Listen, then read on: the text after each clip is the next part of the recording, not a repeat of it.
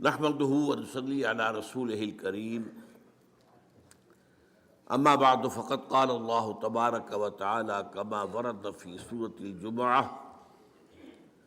اعوذ بالله من الشيطان الرجيم بسم الله الرحمن الرحيم يسبح لله ما في السماوات وما في الأرض الملك القدوس العزيز الحكيم هو الذي بعث في الأميين رسولا منهم يتلو عليهم آياته ويزكيهم ويعلمهم الكتاب والحكمة وإن كانوا من قبل لفي ضلال مبين صدق الله العظيم رب اشرح لي صدري ويسر لي امری واحلل عقدۃ من لسانی یفقہوا قولی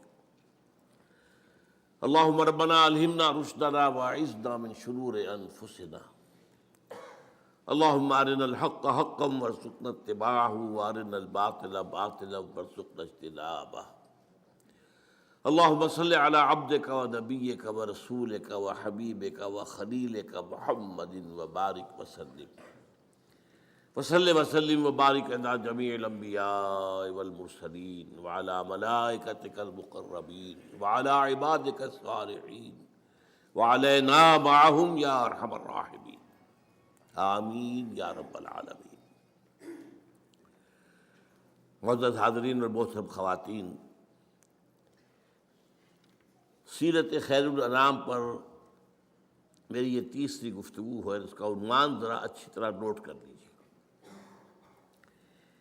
اسلامی انقلاب کے لیے مردان کار کی فراہمی۔ انقلاب مرد لائیں گے نا، رجال، مردان کار کہاں سے آئے؟ اور حزب اللہ کی تشکیل و تنظیم اور تزکیہ و تطہیر کا نبوی طریقہ کار علی صاحب الصلاۃ والسلام۔ اب تک جو دو ہمارے خطبے ہو چکے ہیں، پہلا خطبہ کچھ زیادہ بنیادی علمی تھا کہ جو اسلام کا فلسفہ ہے ایمان، اس میں نبوت اور رسالت پر ایمان کا مقام کیا ہے، لاجک کیا ہے۔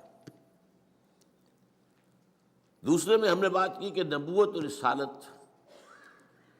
حضور کی شخصیت میں اپنے تکمیل کے مرحلے کو پہنچی،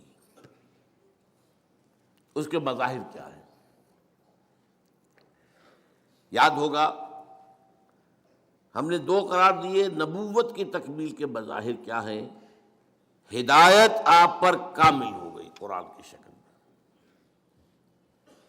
چلی تو ہے آدم سے، فَإِمَّا يَأْتِيَنَّكُم مِّنِّي هُدًى، یہ ہزاروں سال یہ ہدایت جو ہے ارتقائی مراحل طے کر کے اپنے آخری اور تکمیلی درجے کو پہنچی قرآن میں، اور قرآن کی حفاظت کا ذمہ اللہ نے لے لیا۔ انسانی تمدن کہیں غاروں میں جو آگ رہا کرتے تھے انسان، وہاں سے چلتے چلتے چلتے چلتے ایمپائرز تک پہنچا، عظیم سلطنت ہے۔ اس کے اعتبار سے دین حق وہ بھی ارتقا کرتے کرتے کرتے کرتے دین الحق مکمل ہوا محمد رسول اللہ صلی اللہ علیہ وسلم۔ چنانچہ سورہ مائدہ کے الفاظ جو ہیں وہ ان دونوں کا احاطہ کرتے ہیں۔ الیوم اکملت لکم دینکم واتممت علیکم نعمتی۔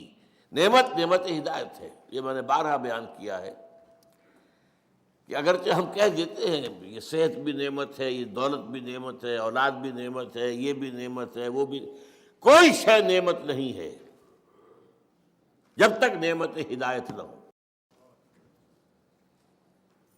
صحت ہے، ہدایت نہیں ہے، بدمعاشیاں کرو گے، گلچھرے اڑاؤ گے، معاشرے کے اندر فساد اور گندگی پیدا کرو گے، تو یہ رحمت کہاں ہوئی، نعمت کہاں ہوئی؟ دولت ہے اور ہدایت نہیں ہے تو کیا کرو گے؟ جو کچھ آج کل دولت مند کر رہے ہیں کوئی بیان کرنے کی ضرورت نہیں۔ نعمت صرف ایک ہے، وہ نعمت ہدایت ہے، اس کے ساتھ جو شے ہے وہ نعمت ہو جائے گی، لیکن یہ مجرد اپنی جگہ پر کوئی نعمت نہیں ہے۔ تو وہ نعمت ہدایت جو ہے اس کی مکمل ہو گئی۔ نعمتی الیوم اکملت لکم دینکم واتممت علیکم نعمتی ورضیت لکم الاسلام دینا۔ دوسری بات جو ہم نے سمجھی وہ کیا تھی کہ رسالت کی تکمیل کا مظہر کیا ہے؟ وہ تو نبوت کے دو پہلو ہوئے نا، ہدایت دی گئی کامل ہو گئی، دین حق دیا گیا کامل ہو گیا۔ دس از گیون، یہ تو اللہ تعالیٰ کی طرف دیا گیا۔ میں نے بتایا تھا نا، دو ہاتھ جوڑ کر ایک شخصیت نبی بھی ہے رسول بھی ہے۔ نبی یہ اینٹینا ادھر ہے آسمان سے وہی لے رہا ہے وہ، اور دوسرا اینٹینا نیچے جا رہا ہے، یہ بوسٹرز کے جو ہوتے ہیں، یہ پہنچانے کا ہے، لوگوں تک پہنچانے کا ہے۔ یہ رسالت ہے، اللہ سے لینا ہے، لوگوں تک پہنچانا ہے۔ اس پہنچانے کی تکمیل کس کا مظہر کیا ہے؟ نمبر ایک، دین حق کی صرف تبلیغ نہیں، اس کو قائم کرو، اور نمبر دو، یہ صرف عرب پر نہیں پوری دنیا پر قائم کرو۔ یہ چار مظہر ہیں نبوت و رسالت کی تکمیل کے۔ اب آج کا جو جملہ ہے سمجھیے، اس کا مطلب کیا ہے کہ نبی اکرم صلی اللہ علیہ وسلم کو اللہ نے جو رول اسائن کیا وہ ریولوشنری رول ہے، وہ انقلابی عمل ہے۔ کوئی نظام کہیں قائم کرنا ظاہر بات ہے، اس کے لیے پری ریکویزٹ کیا ہوگا کہ پہلے سے جو نظام ہے اسے اکھاڑ کر پھینکا جائے، ورنہ تو نہیں قائم کر سکتے۔ نظام دو نہیں ہو سکتے ایک جگہ، مذہب 100 بھی ہو سکتے ہیں، نظام ایک ہی ہوگا۔ دوسری بات کیا اہم ہے، کوئی جگہ ویکوم نہیں ہے نظام کے اعتبار سے، کوئی نہ کوئی نظام تو ہے وہاں۔ بادشاہت کا نظام ہے، جمہوریت کا نظام ہے، سرمایہ داری کا نظام ہے، کمیونزم کا نظام ہے، قبائلی نظام ہے، وہ اور جو جاگیرداری نظام ہے، کوئی نہ کوئی نظام تو ہے، فوجی نظام ہے۔ تو دو باتیں، کوئی جگہ ایسی نہیں جہاں کوئی نظام نہ ہو، اور کسی جگہ پر بھی نیا نظام لانے کے لیے پہلے نظام کو اکھاڑ کر پھینکنا ضروری ہے۔ اسی کا نام ریولوشن ہے۔ یہی وجہ ہے کہ حضور کے لیے قرآن میں 3 مرتبہ وہ الفاظ آئے جو ہم پڑھ چکے ہیں، هو الذی ارسل رسولہ بالہدی ودین الحق لیظہرہ علی الدین کلہ۔ باقی حیثیت حضور کی اور باقی انبیاء کی مشترک ہے، سب بشیر بھی ہیں، سب نذیر بھی ہیں، سب داعی اللہ بھی ہیں، سب اپنے اپنے مقام پر سراج منیر بھی ہیں، سب شاہد بھی ہیں۔ انا ارسلنا الیکم رسولا شاہدا علیکم کما ارسلنا الی فرعون رسولا یا ایھا النبی انا ارسلناک شاہدا ومبشرا ونذیرا وداعیا الی اللہ باذنہ وسراجا منیرا۔ یہ حیثیت مشترک، لیکن یہ تنہا منفرد 3 دفعہ حضور کے لیے اور 1 دفعہ بھی کسی اور کے لیے نہیں۔ وہی ہے اللہ جس نے بھیجا اپنے رسول کو الہدیٰ دے کر، دین حق دے کر، تاکہ غالب کرے اسے پورے کے پورے نظام پر۔ اب میں آپ کو بتا چکا ہوں، اس آیت کو شاہ ولی اللہ دہلوی نے کہا ہے یہ پورے قرآن کا عمود ہے۔ قرآن سمجھ میں نہیں آئے گا جب تک یہ آیت نہیں سمجھو گے۔ اور میری کوئی حیثیت نہیں، لیکن میں ایک بات عرض کر رہا ہوں، سیرت ہرگز سمجھ میں نہیں آئے گی جب تک کہ یہ آیت نہیں سمجھے گی۔ گویا کہ شاہ ولی اللہ کے نزدیک یہ قرآن کا عمود، میرے نزدیک یہ سیرت کی کلید ہے۔ پھر یہ کہ جو یہاں پر بیان ہوا ہے جن الفاظ میں، کے لیے 6 مختلف اصطلاحات قرآن میں آئی ہیں۔ یہ تو 3 ایک جیسی آئی ہیں، ان کی اہمیت بیان کر چکا ہوں پچھلی مرتبہ میں، ورنہ یہ مضمون وربک فکبر، اپنے رب کی کبریائی کا اعلان کرو، قائم کرو کبریائی، ان اقیموا الدین، دین کو قائم کرو، ویکون الدین کلہ للہ، دین پورا کا پورا اللہ کے لیے ہونا چاہیے،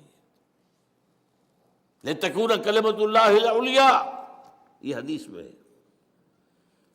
تو یہاں بہت سے انداز میں بات سمجھائی گئی ہے، اور افسوس یہ ہوتا ہے جب یہ میں سوچتا ہوں یہی وہ شے ہے جو امت بھول گئی، قطعاً بھول گئی، بالکل بھول گئی۔ نماز روزہ یاد ہے، نماز و روزہ و قربانی و حج یہ سب باقی ہیں، تو باقی نہیں ہے، تکبیر رب نہیں۔ اب آئیے اس بات پر، انقلاب کسے کہتے ہیں؟ It's very important. دیکھیے ویسے تو یہ انقلاب کا لفظ کسی بھی شے کے ساتھ لگا دیں، علمی انقلاب، صنعتی انقلاب، اسی طریقے سے کلچرل ریولوشن، بے شمار۔ لیکن اصل میں انقلاب جس سے کہ ہم بحث کر رہے ہیں، اور جو کہ پولیٹیکل سائنس میں انقلاب کہلاتا ہے، وہ کیا ہے؟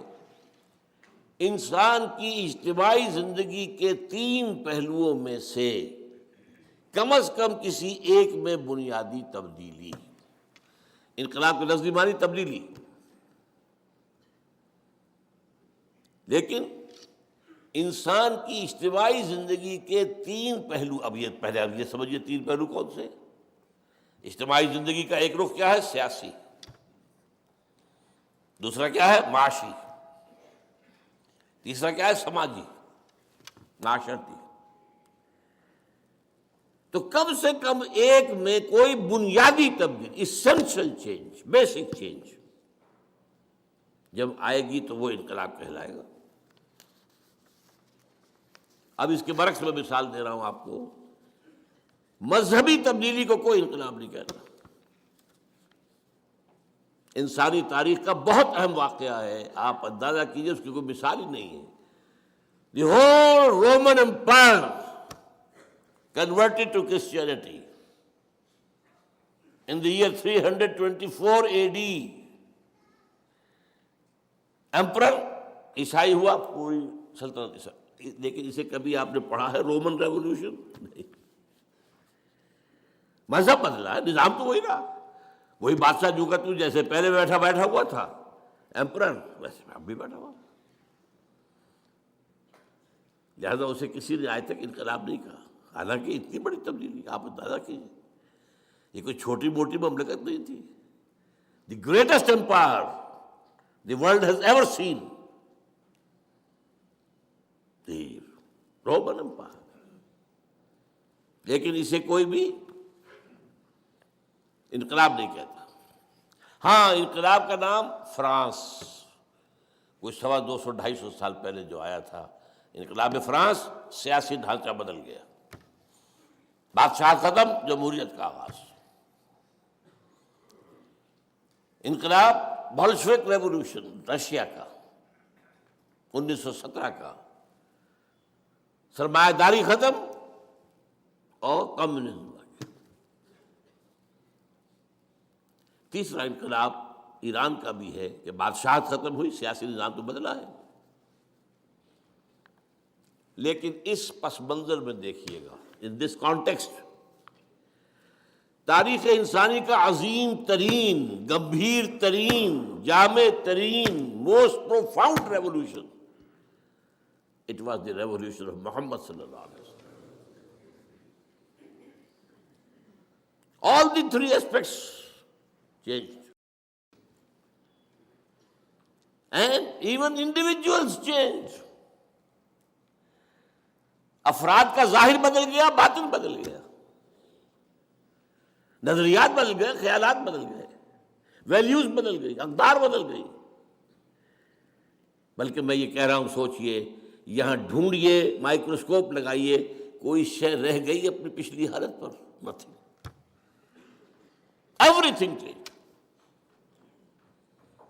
تو تاریخ انسانی کا عظیم ترین، گمبھیر ترین، ہمگیر ترین، جامع ترین، موسٹ پروفاؤنڈ ریولوشن تھا، وہ ہے جو نے برپا کی۔ یہ حقائق ہے، اور ان کی گواہی میں آپ کے سامنے پیش کر رہا ہوں، اور جو عربی کا ایک مقولہ ہے اس کو پیش کر کے پہلے، الفضل ما شہدت بہ الاعداء، فضیلت اصل وہ ہوتی ہے جس کا اقرار دشمن کرے۔ ہاں بھائی، یہ بات تو ماننی پڑے گی، ہے میرا دشمن، لیکن یہ اس کی بات میں مانتا ہوں کہ اس کے اندر یہ چیز خوبی ہے.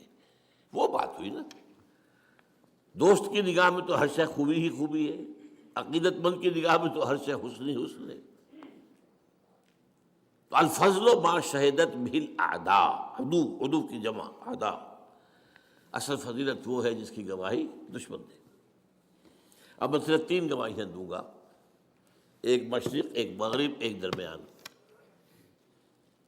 یہی شہر لاہور آج سے 90 سال ان 1920 ایم این رائے لیکچر دیا اس نے. یہاں ایک ہوتا تھا ہال، بریڈلا ہال.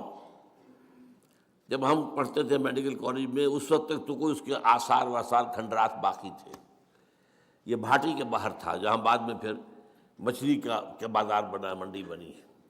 بریڈلا ہال 1920 میں لیکچر دیا ایم این رائے نے، ہسٹوریکل رول آف اسلام. اور اس نے کہا تاریخ انسانی کا عظیم ترین انقلاب وہ تھا جو محمد نے برپا کیا. And who is this fellow M N Roy? Personal friend of Lenin, member of the Communist International, کمیونسٹوں کی تنظیم کی جو highest controlling body, the Communist International, اس کا رکن تھا. یہ جانتا تھا کہ انقلاب کہتے کسے، انقلاب کے رائگرز میں سے گزرا ہوا شخص تھا ایم این رائے. اور ایک وقت میں افغانستان میں عبوری حکومت قائم کی تھی ہندوستانیوں نے انگریز کے خلاف. عبوری، اس کا صدر تھا یہ ایم این رائے، راجہ مہندر ناتھ رائے، بنگالی. اور اس نے تو کمال ہی کیا اصل میں جو دلیل دی ہے کہ بعض لوگ سمجھتے ہیں کہ یہ عربوں کی، حضور کے صحابہ کی جو فتوحات تھی ایسی تھی جیسے اور یہ دنیا کے اندر ہمیشہ صحراؤں سے یا جو سطح مرتفع کے علاقے ہوتے ہیں جہاں کھانے کو کچھ نہیں ہوتا، وہاں سے لوگ نکل کے اور جو سیٹلڈ ایریاز ہوتے ہیں، زرخیز علاقے ہوتے ہیں، ان پر حملہ کرتے ہیں، مارتے ہیں، کوٹتے ہیں، لوٹتے ہیں، لے کے بھاگ جاتے ہیں. یہ اس نوعیت کی بات نہیں تھی، یہ اٹیلا والی بات نہیں تھی، یہ ہنو والی بات نہیں تھی، یہ منگول والی بات نہیں تھی، یہ تاتاریوں والی بات نہیں تھی. اس انقلاب کے نتیجے میں دنیا میں نئی تہذیب آئی ہے، نیا تمدن آیا ہے، نئی روشنی آئی ہے، علم پھیلا ہے. یہ اس نے کہا ہے. اور یہ کتاب آج بھی دنیا میں شائع ہو رہی ہے، لیکن ممبئی میں، یہاں کوئی نہیں جانتا، کسی کو دلچسپی نہیں. Historical role of Islam. اب آئیے درمیان میں H G Wells. H G Wells جو ہے ویسے شاطم رسول ہے، گالیاں دی ہیں اس نے حضور کو، بالکل رشدی کی طرح اور تسلیمہ نسرین کی طرح. جنہوں نے حملے فیملی لائف پر، ازواج مطہرات کا.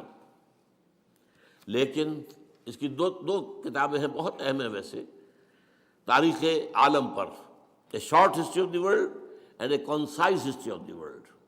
کنسائز ذرا بڑی ہے، شارٹ چھوٹی ہے. Concise history of the world میں جب وہ آتا ہے، کنکلوڈ کرتا ہے حضور کے چیپٹر کو اور خطبہ حجۃ الوداع کی نقل کرتا ہے کہ لا فضل لعربی علی عجمی ولا لعجمی علی عربی ولا لاسود علی احمر ولا لاحمر علی اسود الا بالتقوی. کوئی فضیلت نہیں کسی عرب کو کسی عجمی پر، کسی عجمی کو کسی عرب پر، کسی گورے کو کسی کالے پر، کسی کالے کو کسی گورے پر، الا بالتقوی. And now remember the words. Although the sermons of human fraternity, equality and freedom، 3 الفاظ یاد رکھیے. یہ ہمارے ہاں جو لیڈروں کی تقریروں کے اندر 3 الفاظ دہرائے جاتے ہیں بار بار. یہی تو ویلیوز ہے، فریڈم، فریٹرنیٹی، ایکوالٹی، مساوات، اخوت، حریت. Although the sermons of human fraternity, equality and freedom were said before also, and we have a lot of such sermons in Jesus of Nazareth، مسیح ناصری حضرت عیسیٰ علیہ السلام، جس کو خدا کا بیٹا مانتا ہے. وہ آج تو مسیح نے بھی بہت کہے تھے، کوئی شک نہیں ہے، but it must be admitted that it was Muhammad sallallahu alaihi wasallam who for the first time in history established a society based on these principles. اب بتائیے جادو وہ جو سر چڑھ کر بولے، لیکن ایک بات نوٹ کر لیجئے، ممکن ہے آپ یہ ایچ جی ویلز کی کنسائز ہسٹری لے کر تلاش کریں، نہیں ملے گا آپ کو یہ پیسے، اب نکال دیا گیا ہے، کیونکہ یہ تو نئے ایڈیشن آتے ہیں کیا، وہ ایچ جی ویل کو تو بھرے ہوئے بہت عرصہ ہو گیا، جو اب نئے ایڈیٹرز ہوتے ہیں وہ چینج کرتے رہتے ہیں۔ لیکن آپ چاہیں میری بات کی توثیق تو پنجاب لائبریری سے پرانا نسخہ نکالیے اور دیکھیے۔ تیسرا ڈاکٹر مائیکل ہارٹ، وہ تو میں نے کئی دفعہ بیان کیا ہے، a selection and gradation of the 100 most influential personalities of human history۔ تاریخ انسانی کا دھارا بہہ رہا ہے، کچھ عرصے کے بعد اس کا کوئی رخ مڑ گیا، کس نے موڑا؟ کسی آدمی نے موڑا، کسی فلسفی نے، کسی انقلابی نے، خود تو نہیں مڑتا، پھر دیکھا پھر مڑ گیا، پھر مڑا۔ یہ جو تاریخ کے دھارے کے رخ کو موڑنے والے ہیں، پہلے سلیکٹ کر لیا گیا، یہ ہے، یہ ہے، یہ ہے، یہ ہے، یہ 100۔ ان میں گریڈیشن، پہلے سب سے زیادہ کس نے موڑا، پھر کس نے، پھر کس نے، پھر کس نے، a selection and gradation of the 100 most influential personalities of human history, اور وہ لاتا ہے حضور کو نمبر 1۔ عیسائی ہے، حضرت عیسیٰ کو لے گیا نمبر 3 پر،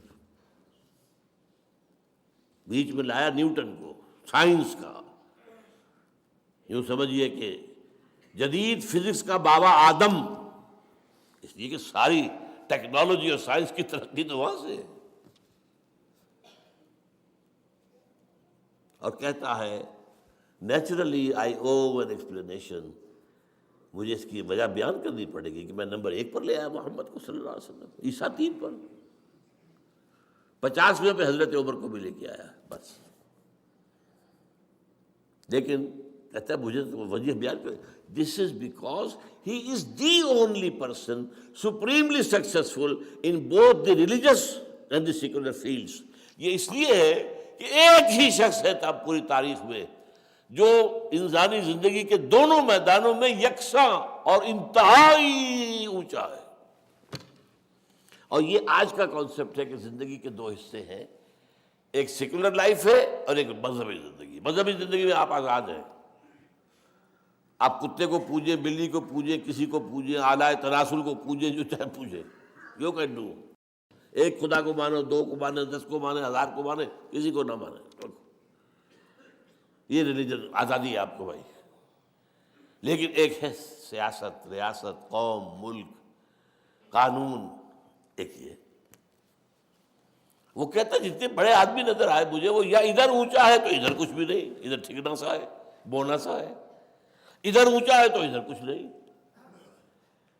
اب عیسیٰ ہے، کتنا بڑا مذہب ہے، حکومت و ریاست میں کوئی ایک دخل ہی نہیں، قدم نہیں رکھا۔ گوتم بدھ کتنا بڑا، حکومت و ریاست 0۔ سکندر اعظم بہت بڑا فاتح، اخلاق اور روحانیت میں 0 نہیں، مائنس ویلیو، یہی ہوگا نا۔ تو یہ ہے، میں نے 3 گواہیاں آپ کے سامنے پیش کی ہیں۔ اب اگلا پوائنٹ ہے میرا، انقلاب برپا کرنا نہایت مشکل کام، یہ کھیل نہیں ہے، یہ کوئی ہابی نہیں ہے۔ دی موسٹ ڈیفیکلٹ ورک نظام کو بدلنا ہے۔ اس کی وجہ کیا ہے؟ دیکھیے، ایک ہوتی ہے دعوت، تبلیغ، مشنری ورک ہو رہا ہے، ہمارے تبلیغی بھائی گھوم رہے ہیں، بسترے اٹھائے ہوئے ہیں، کہاں کہاں جا رہے ہیں، راتوں کو مسجدوں میں سو رہے ہیں۔ دعوت اور تبلیغ میں بھی محنت تو ہے، مشقت تو ہے، جان و مال کا خطرہ نہیں ہے۔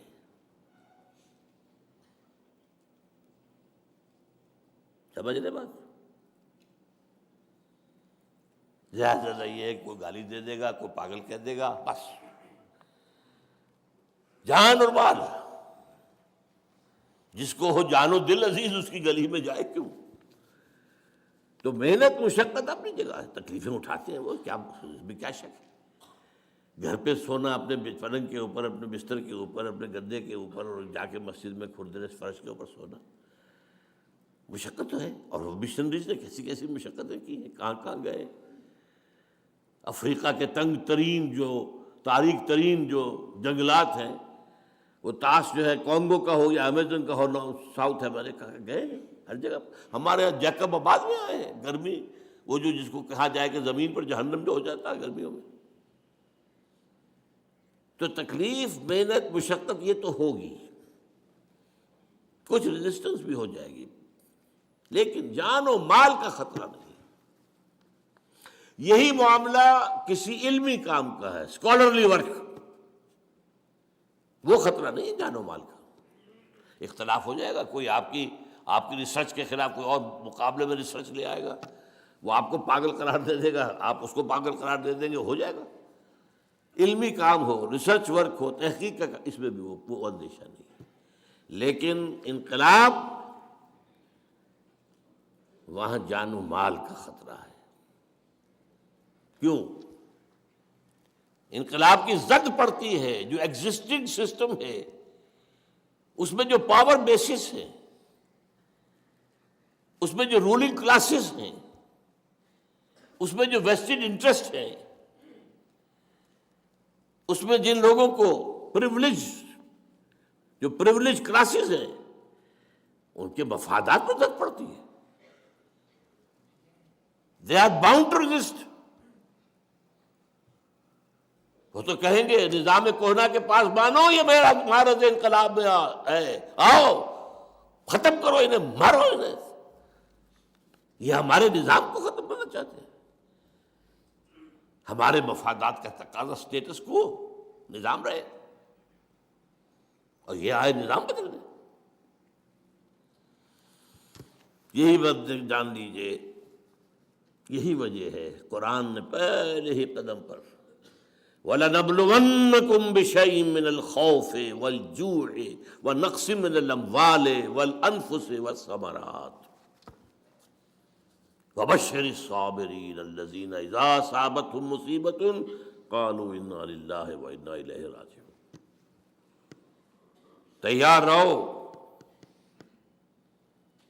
اور ذرا سی جب وہ دور آیا تھا، کچھ گھبراہٹ ہوئی تو فرمایا ام حسبتم ان تدخلوا الجنہ ولما یاتکم مثل الذین خلوا من قبلکم مستهم الباساء والضراء وزلزلوا حتى يقول الرسول والذین آمنوا معه متى نصر اللہ الا ان نصر اللہ قریب. تو انقلاب برپا کرنا مشکل ترین کام، سیدھی طرح عقلی طور پر، منطقی طور پر سمجھ لیجیے. You have to face the heavy odds. اچھا، اب میں آ رہا ہوں انقلابی عمل کے مراحل.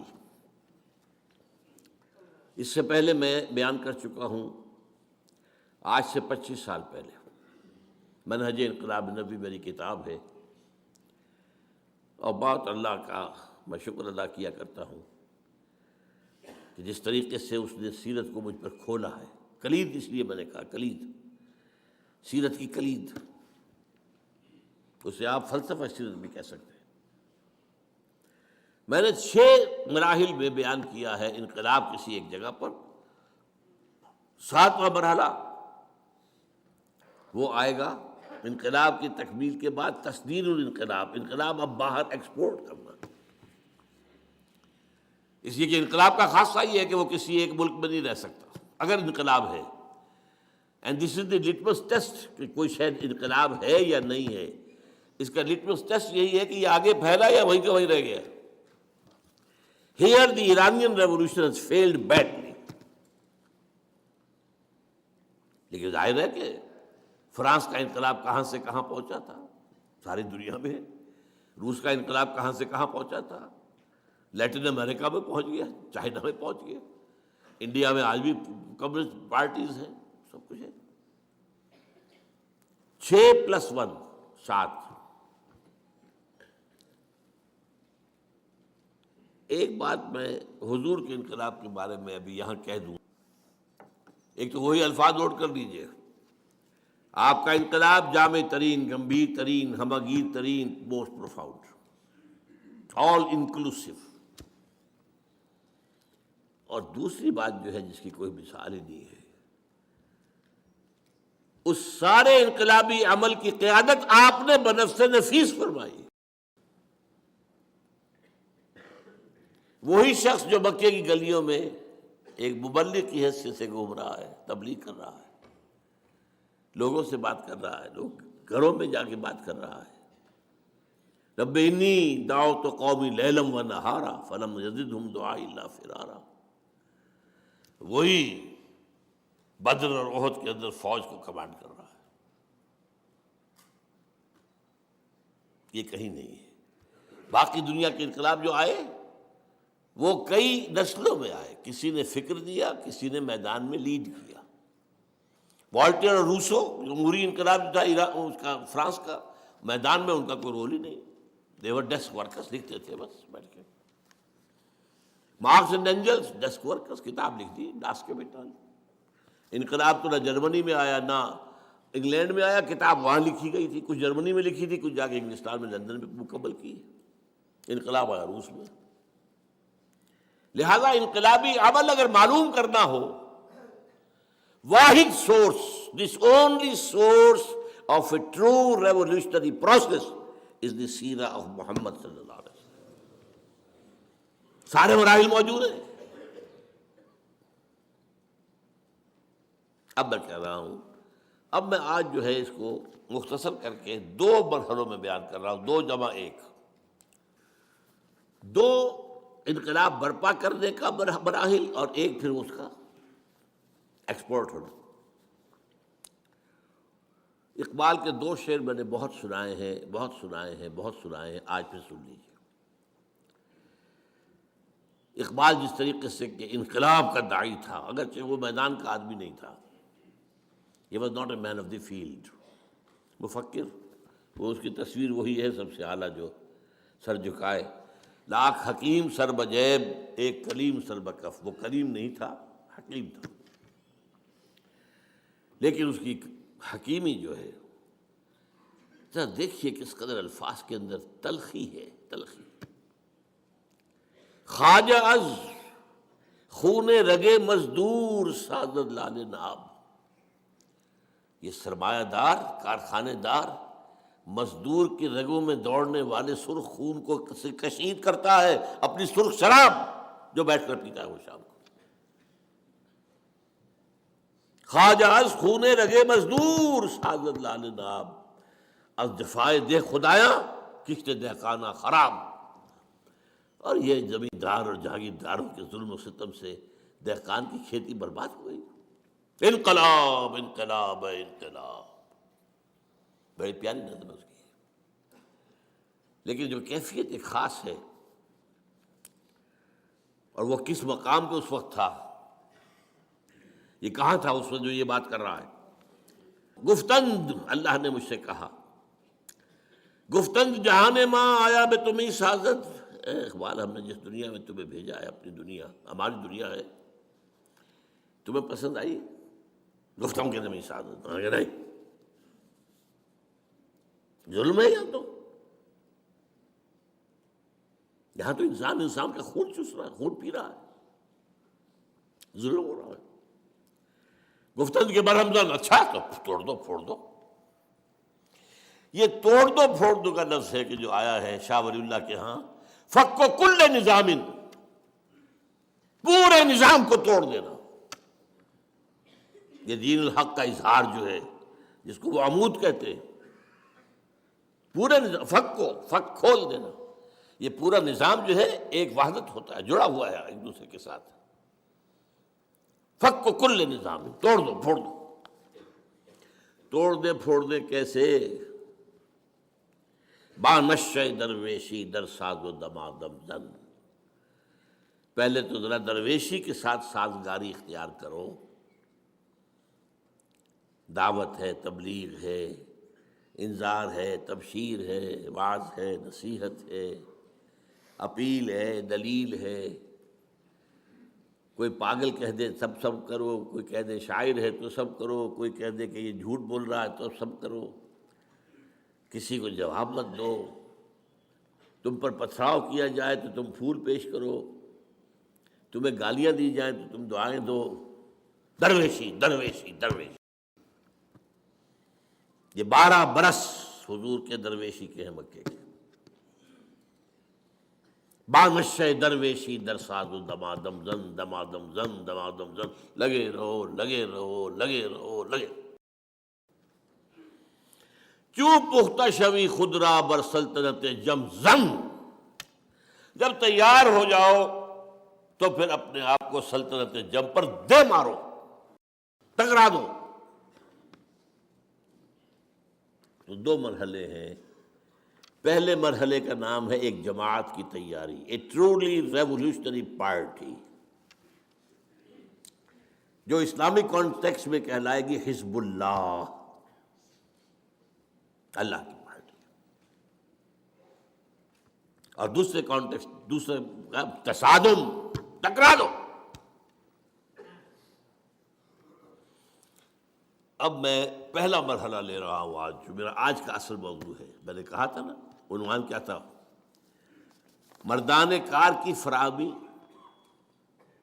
اور حزب اللہ کی تشکیل و تنظیم و تزکیہ و تطہیر کا نبوی طریقہ کار۔ دیکھیے، پھر میں لفظ استعمال کر رہا ہوں، جماعت سازی خاص طور پر نظریات کی بنیاد پر مشکل ترین کام ہے دنیا کا۔ قومی سطح پر جماعت بنا لینا بہت آسان کام ہے، سیاسی سطح پر جماعت بنا لینا بہت آسان کام ہے، رفاہی کام کے لیے جماعت بنا لینا بہت آسان کام ہے، علمی کام کے لیے جماعت بنا لینا بہت آسان کام ہے، لیکن نظریاتی سطح پر انقلاب کے لیے جماعت بنانا اس سے زیادہ مشکل کام کوئی نہیں۔ یہ مشکل اس کے اندر 2 طرح کی آتی ہے۔ لوگوں کی مزاج مختلف، ذوق مختلف، ذہنی سطح مختلف، سمجھ کا اور فہم کی گہرائی مختلف، ان سب کو جوڑنا ایک حیوانوں کا غلہ ہو۔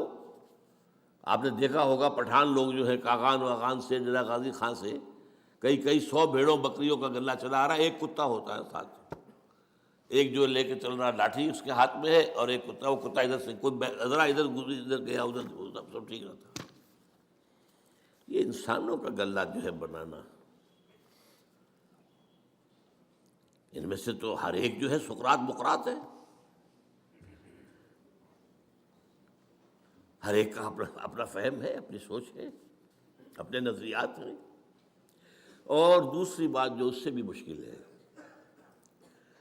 ہر ایک کے اندر کوئی سچی یا جھوٹی خودی ہے، سچی بھی ہو سکتی ہے اور خامخواہ فن خواہ بنے ہوئے بھی ہوتے ہیں۔ یہ بڑا پیارا شعر سنا رہا ہوں آپ کو، بقدر پیمانہ تخیل سرور ہر شے میں ہے خودی کا، ہر چیز میں، میری خودی، میرا خیال، میرا نظریہ، جناب میرا نظریہ یہ ہے۔ بقدر پیمانہ تخیل سرور، اور سرور ہے، یہ نشہ ہے، سرور ہر شے میں ہے خودی کا، اگر نہ ہو یہ فریب پہم تو دم نکل جائے آدمی کا۔ اگر یہ فریب جو ہمیں ہے، میں اور میں میرا، تو آدمی زندہ نہیں رہے گا۔ بہرحال یہ وہ رکاوٹیں ہیں جن کو آپ کو سرپاس کر کے، کراس کر کے انقلابی جماعت بنانی ہے۔ انقلابی جماعت کے لوازم کیا ہے؟ 5 دن لیجیے۔ نمبر 1، کامل نظریاتی ہم آہنگی۔ نمبر 1، فکر، سوچ، نظریات، خیالات، پھر ان کا صغرا کبرا، ہم آہنگی۔ یہ نہیں ہوگی تو انقلابی جماعت نہیں بن سکتی۔ نمبر 2، سوائے انقلاب کی آرزو کے کوئی آرزو دل میں نہ رہ جائے۔ یہ میں زور دے کر کہہ رہا ہوں. جھانکو اپنے سینوں کے اندر، کہیں کوئی اور وہاں پر بتخانہ تو آباد نہیں ہے، کوئی اپنی لیڈری کا سودا تو نہیں ہے، کوئی حکومت حاصل کرنے کا معاملہ تو نہیں ہے. شہادت ہے مطلوب و مقصود مومن، نہ مال غنیمت نہ کشور کشائی. کہیں نمایاں ہونے کا جذبہ تو نہیں ہے، کہیں شہرت کے حصول کی آرزو تو نہیں ہے. سینے اور دل کا ہر آرزو سے پاک ہو جانا بہت مشکل کام ہے، بہت مشکل کام ہے. یہ محمد نے کیا ہے صلی اللہ علیہ وسلم. اب حضرت علی کا واقعہ جو آپ نے سنا ہے، کافر سے مقابلہ ہوا ہے، کافر کو زیر کر لیا ہے، اس کے سینے پر سوار ہیں، خنجر بھونکنے والے ہیں، وہ منہ پر تھوک دیتا ہے تو چھوڑ کر کھڑے ہو گئے. حیران ہے وہ. I have added insult to injury. یہ کیا ہوا؟ فرمایا میری تم سے کوئی جنگ نہیں ہے، ذاتی نہیں ہے، میں اللہ کے لیے مار رہا تھا تمہیں. اب تم نے میرے منہ پر تھوکا ہے، میرے اندر انتقامی جذبہ بھی پیدا ہو گیا ہے. اب میں تمہیں اگر قتل کروں گا تو خالصتاً للہ نہیں ہوگا قتل. جنگ کی حالت میں جہاں تو یہ ہے کہ یا مرو یا مارو، ایک لمحے کا ادھر سے ادھر ہو جانا، یا ادھر یا ادھر. لیکن یہ انٹراسپیکشن، اپنے اندر جھانکنا، اس وقت بھی، اس حال میں بھی اپنی نیت کو پیش نظر رکھنا. نمبر 3، انقلاب کے لیے تن من دھن، یہاں تک کہ جان دینے کے لیے آمادگی ہی نہیں، انتہائی شوق. شہادت ہے مطلوب و مقصود مومن، نہ مال غنیمت نہ کشور کشائی. وہ جو فرمایا گیا من المؤمنین رجال صدقوا ما عاهدوا الله علیہ فمنهم من قضى نحبه ومنهم من ينتظر وما بدلوا تبدیلا. ذرا دل میں جھانک کر دیکھنا چاہیے ہے وہاں یا نہیں. اگر نہیں ہے تو ابھی آپ آئے نہیں، مقام پر پہنچے نہیں ہیں. آپ سمجھ رہے ہوں گے کہ میں بڑا انقلابی کارکن ہوں. نمبر 4، نظم کی پابندی کے لیے اپنی انا اس کو کچل دینا. لسن اینڈ اوبے، سماعت. اور 5ویں، انتہائی مضبوط نظریاتی عصبیت، یعنی جذباتی وابستگی. یہ میرا بھائی ہے، یہ انقلابی کارکن ہے، میرا حقیقی بھائی ادھر رہے، یہ ہے میرا بھائی. یہ عصبیت، نظریاتی عصبیت. یہ 5 جب تک، جس کو کہ آپ کو معلوم ہے کمیونسٹ میں کیا کہتے ہیں، کامریڈ. یہ کامریڈ کا رشتہ جو ہے یہ بھائی بہن کے رشتے سے صرف بہت اونچا. اگر نہ ہو تو انقلاب برپا نہیں ہوگا. These are the 5 prerequisites. ہدف، یہ لوازم پیدا کرنے ہوں گے کسی انقلابی جماعت کے اندر. اب اس میں ذرا اس خاکے میں تھوڑا سا رنگ بھر دوں دینی. نظریاتی ہم آہنگی کا مطلب توحید پر یقین کامل. اسلامی انقلاب کا نظریہ جو ہے، انقلابی نظریہ، وہ توحید ہے. لیکن توحید جسے آپ توحید سمجھتے ہیں وہ توحید نہیں. آپ کی توحید ایک عقیدہ ہے، اور حقیقی توحید ایک انقلابی نظریہ ہے. اس کے 3 اسپیکٹس ہیں. وہ جو میں نے کہا تھا، انقلابی نظریہ وہ ہے جو ایگزسٹنگ کلیکٹیو سسٹم کے جو مختلف جڑیں ہیں ان کے جڑوں کے اوپر تیشہ بن کر گرے. سیاسی سطح پر ان الحکم الا للہ، حاکمیت فقط اللہ کی. انسانی حاکمیت کفر، شرک، بدترین شرک بدترین کفر، چاہے انڈیویجول ہو اور چاہے کلیکٹیو ہو۔ سروری زیبا فقط اس ذات بے ہمتا کو ہے، حکمراں ہے ایک وہی باقی بتان آزری۔ یہ سیاست ہے۔ معیشت، ملکیت کا حق، ملکیت تامہ، ملکیت کاملہ صرف اس کا ہے۔ جو کچھ ہے اس کی ملکیت ہے، تمہاری نہیں ہے، تمہارے پاس امانت ہے۔ حاکمیت اللہ کے لیے، تمہارے لیے خلافت، ملکیت اللہ کے لیے، تمہارے لیے امانت۔ این امانت چند روزہ نزد ماست، در حقیقت مالک ہر شے خداست۔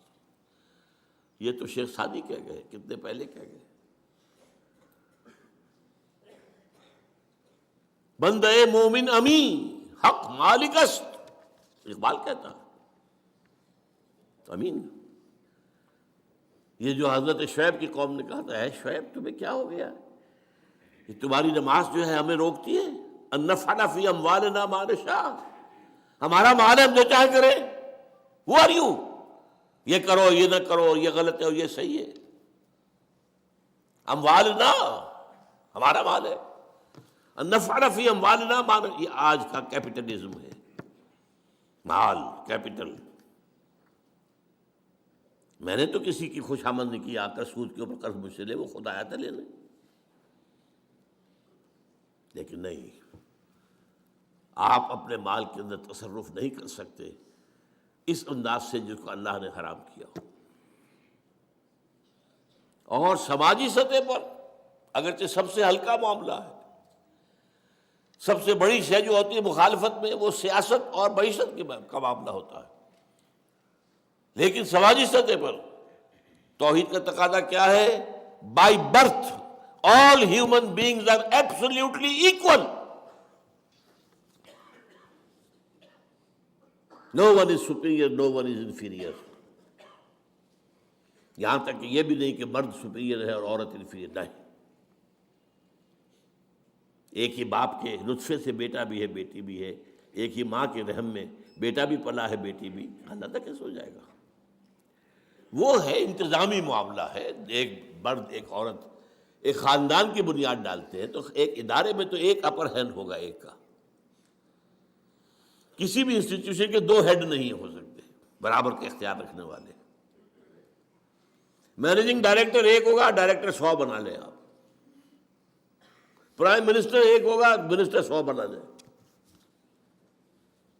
وہ الگ بات ہے۔ وہ تو ظاہر بات ہے کہ ایک بڑا افسر ہے، ایک اس کے دروازے پر کھڑا ہوا دربان ہے، as human beings they are equal, لیکن اپنی اس حیثیت میں وہ ایکول نہیں۔ یہ انتظامی معاملہ، ورنہ تمام انسان پیدائشی طور پر برابر ہیں۔ جو بھی ان کے اندر فرق ہے وہ ایکوائرڈ کریکٹرز کی وجہ سے ہوگا۔ کسی نے علم زیادہ حاصل کیا، زیادہ عزت ہونی چاہیے، کوئی خادم خلق زیادہ ہے، اس کی زیادہ عزت ہونی چاہیے، کوئی تقویٰ کے اندر، دین کے اندر آگے نکل کے اس کی عزت زیادہ ہونی چاہیے، الا بالتقویٰ۔ ہم نے پیدا کیا انسان کو ایک مرد ایک عورت سے، یا ایھا الناس انا خلقناکم من ذکر و انثی وجعلناکم شعوبا وقبائل لتعارفوا ان اکرمکم عند اللہ اتقاکم۔ اس کا آپ اندازہ نہیں کر سکتے اس ایک بات کے اوپر کتنی بڑی جنگ لڑنی پڑی تھی امریکنوں کو، سول وار۔ وہ کالے غلاموں کو آزاد کرنے کو تیار نہیں تھے، ساؤدرن اسٹیٹس۔ آج بھی کتنی بڑی لعنت ہے ہندوستان کے اندر، کاسٹ سسٹم۔ یہ پیدائشی شودر ہے، میں پیدائشی براہمن ہوں، وہی سی he can't sit with me. حکومت نے ایڑی چوٹی کا زور لگا لیا ہے، لیکن ذرا وہ سیٹیں فکس کرتے ہیں دلت کے لیے اور وہ جا کے ان کی بستیاں جلا دیتے ہیں۔ جتنے فسادات ہندو مسلم فسادات وہاں ہوتے ہیں اس سے کہیں زیادہ ہائی کاسٹ ہندو، لو کاسٹ ہندو کا ہوتا ہے۔ پوری پوری بستیاں جلا دیں۔ وہ بستیاں کیا ہوتی ہیں؟ ان کی جھونپڑیاں ہوتی ہیں۔ وہ شودر جو ہے وہاں، دلت جو ہے وہاں کا،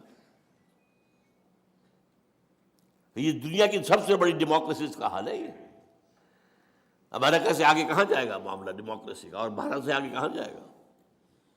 لیکن سماجی پیدائشی فرق، رنگ کا فرق، اسی لیے ایجیولس نے کہا نا، وہ فقرے لیے اس نے، لا فضل لعربی علی عجمی ولا لعجمی علی عربی. واحد مطلوب و مقصود کیا ہو، وہاں میں نے کیا کہا تھا، انقلاب عام میں نے بات کی تھی، اسلامی نہیں کی تھی. اس میں اسلامی رنگ کیا ہے، واحد مقصود و مطلوب اللہ کی رضا، آخرت کی فلاح، بس. ناٹ ایون ریولوشن، ریولوشن مقصود و مطلوب نہیں ہے، نصب العین نہیں ہے. وہ ہماری زندگی کے اندر جو فرائض ہیں ان میں شامل ہے کہ اس کی جد و جہد کرے. نصب العین اللہ راضی ہو جائے اور آخرت کی فلاح، جہنم سے چھٹکارا مل جائے. اور شہادت ہے مطلوب و مقصود مومن نہ مال غنیمت نہ کشور کشائی. من المؤمنین رجال صدقوا ما عاهدوا اللہ علیہ فمنهم من قضى نحبہ ومنهم من ينتظر. وہ لوگ جو ہیں کچھ ہیں جو اپنی نظر گزار چکے، اپنی جان اللہ کی راہ میں دے چکے، سرخرو ہو چکے، وہ تو جنتوں میں ہیں. یستبشرون، خوشیاں منا رہے ہیں.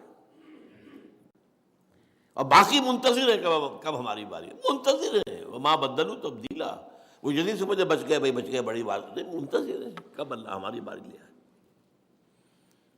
اور یہ گردن کا جو بوجھ ہے اوپر سے اتار کر ہم بھی اللہ کے یہاں سبکدوش ہو کر پہنچ جائیں. کندھے ہلکے ہو جائیں گے نا اگر یہ سری اوپر سے اوپر اتر جاتی ہے. اور پانچواں مواخات باہمی، میں اس کو خاص طور پر آج زور دینا چاہ رہا ہوں. بدقسمتی سے اس پر ہمارے یہاں توجہ کم ہوئی ہے. اس کے لیے دو مقامات میں نے منتخب کیے. سورہ فتح کی آخری دو آیات، هو الذی ارسل رسولہ بالہدی ودین الحق لیظہرہ علی الدین کلہ وکفی باللہ شہیدا. یہ تو وہی آیت آ گئی. اب آیا محمد الرسول اللہ والذین معہ، اللہ کے رسول محمد اور وہ جو ان کے ساتھ ہیں صحابہ کرام رضوان اللہ تعالی علیہم اجمعین. یہ مل کر جماعت بنتے ہیں نا. ان کی کیفیت کیا ہے، جس کو میں نے کہا تھا نا، عصبیت نظریاتی. یہ مسلمان ہے، یہ مومن ہے، یہ میرا بھائی ہے، یہ چاہے باپ ہے، نہیں، اس سے میرا کوئی رشتہ نہیں ہے. اشداء علی الکفار رحماء بینہم، وہ کافروں پر بہت سخت ہوتے ہیں، بھاری ہوتے ہیں، اور آپس میں بڑے رحیم، شفیق، مہربان. تراہم رکعا سجدا یبتغون فضلا من اللہ ورضوانا، تم دیکھتے ہو انہیں رکوع کرتے ہوئے، سجود کرتے ہوئے، اللہ کا فضل اور اس کی رضا کے متلاشی ہے. سیماہم فی وجوہہم من اثر السجود، ان کے چہروں میں سجدوں کی وجہ سے اس کے آثار، اس کے نتائج نظر آتے ہیں. ذالک مثلہم فی التوراۃ ومثلہم فی الانجیل، یہی مثال ان کی ہم نے دی تھی تورات میں بھی اور انجیل میں بھی. اب بڑی پیاری اس کا ٹکڑا آگے ہے، کزرع اخرج شطأہ فآزرہ فاستغلظ فاستوى علی سوقہ. اس کھیتی کے مانند جس کو کسی کاشتکار نے بویا تھا نا، لیکن جب وہ کھیتی اپچی ہے، ابری ہے، ذرا لہلہانے لگی ہے، جس نے اپنی سوئی نکالی، پھر اسے ذرا گاڑھا کیا، پھر وہ اپنے نال پر کھڑی ہو گئی. یعجب الزراع لیغیظ بہم الکفار، وہ جو کاشتکار تھا اس کو تو کوئی سمجھ خوشیاں ہو رہی ہے، اس کا دل باغ باغ ہو رہا ہے میری محنت. وہ باغبان کون تھا؟ محمد صلی اللہ علیہ وسلم. اور صحابہ کی یہ کھیتی جب اپج رہی تھی تو ان کس کو سب سے بڑھ کر خوشی ہوئی؟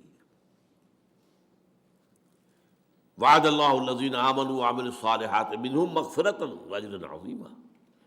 اللہ تعالیٰ نے ان کے سے اجر عظیم کا، مغفرت کا وعدہ کیا ہے. اور یہ مضمون پھر سورہ مائدہ میں آیا ہے، یا ایھا الذین آمنوا من یرتد منکم عن دینہ. اے ایمان والو، اگر تم میں سے کوئی اپنے دین سے پیچھے پھرا ان تقاضوں کو پورا کرنے سے جی چرا کر پسپائی اختیار کی۔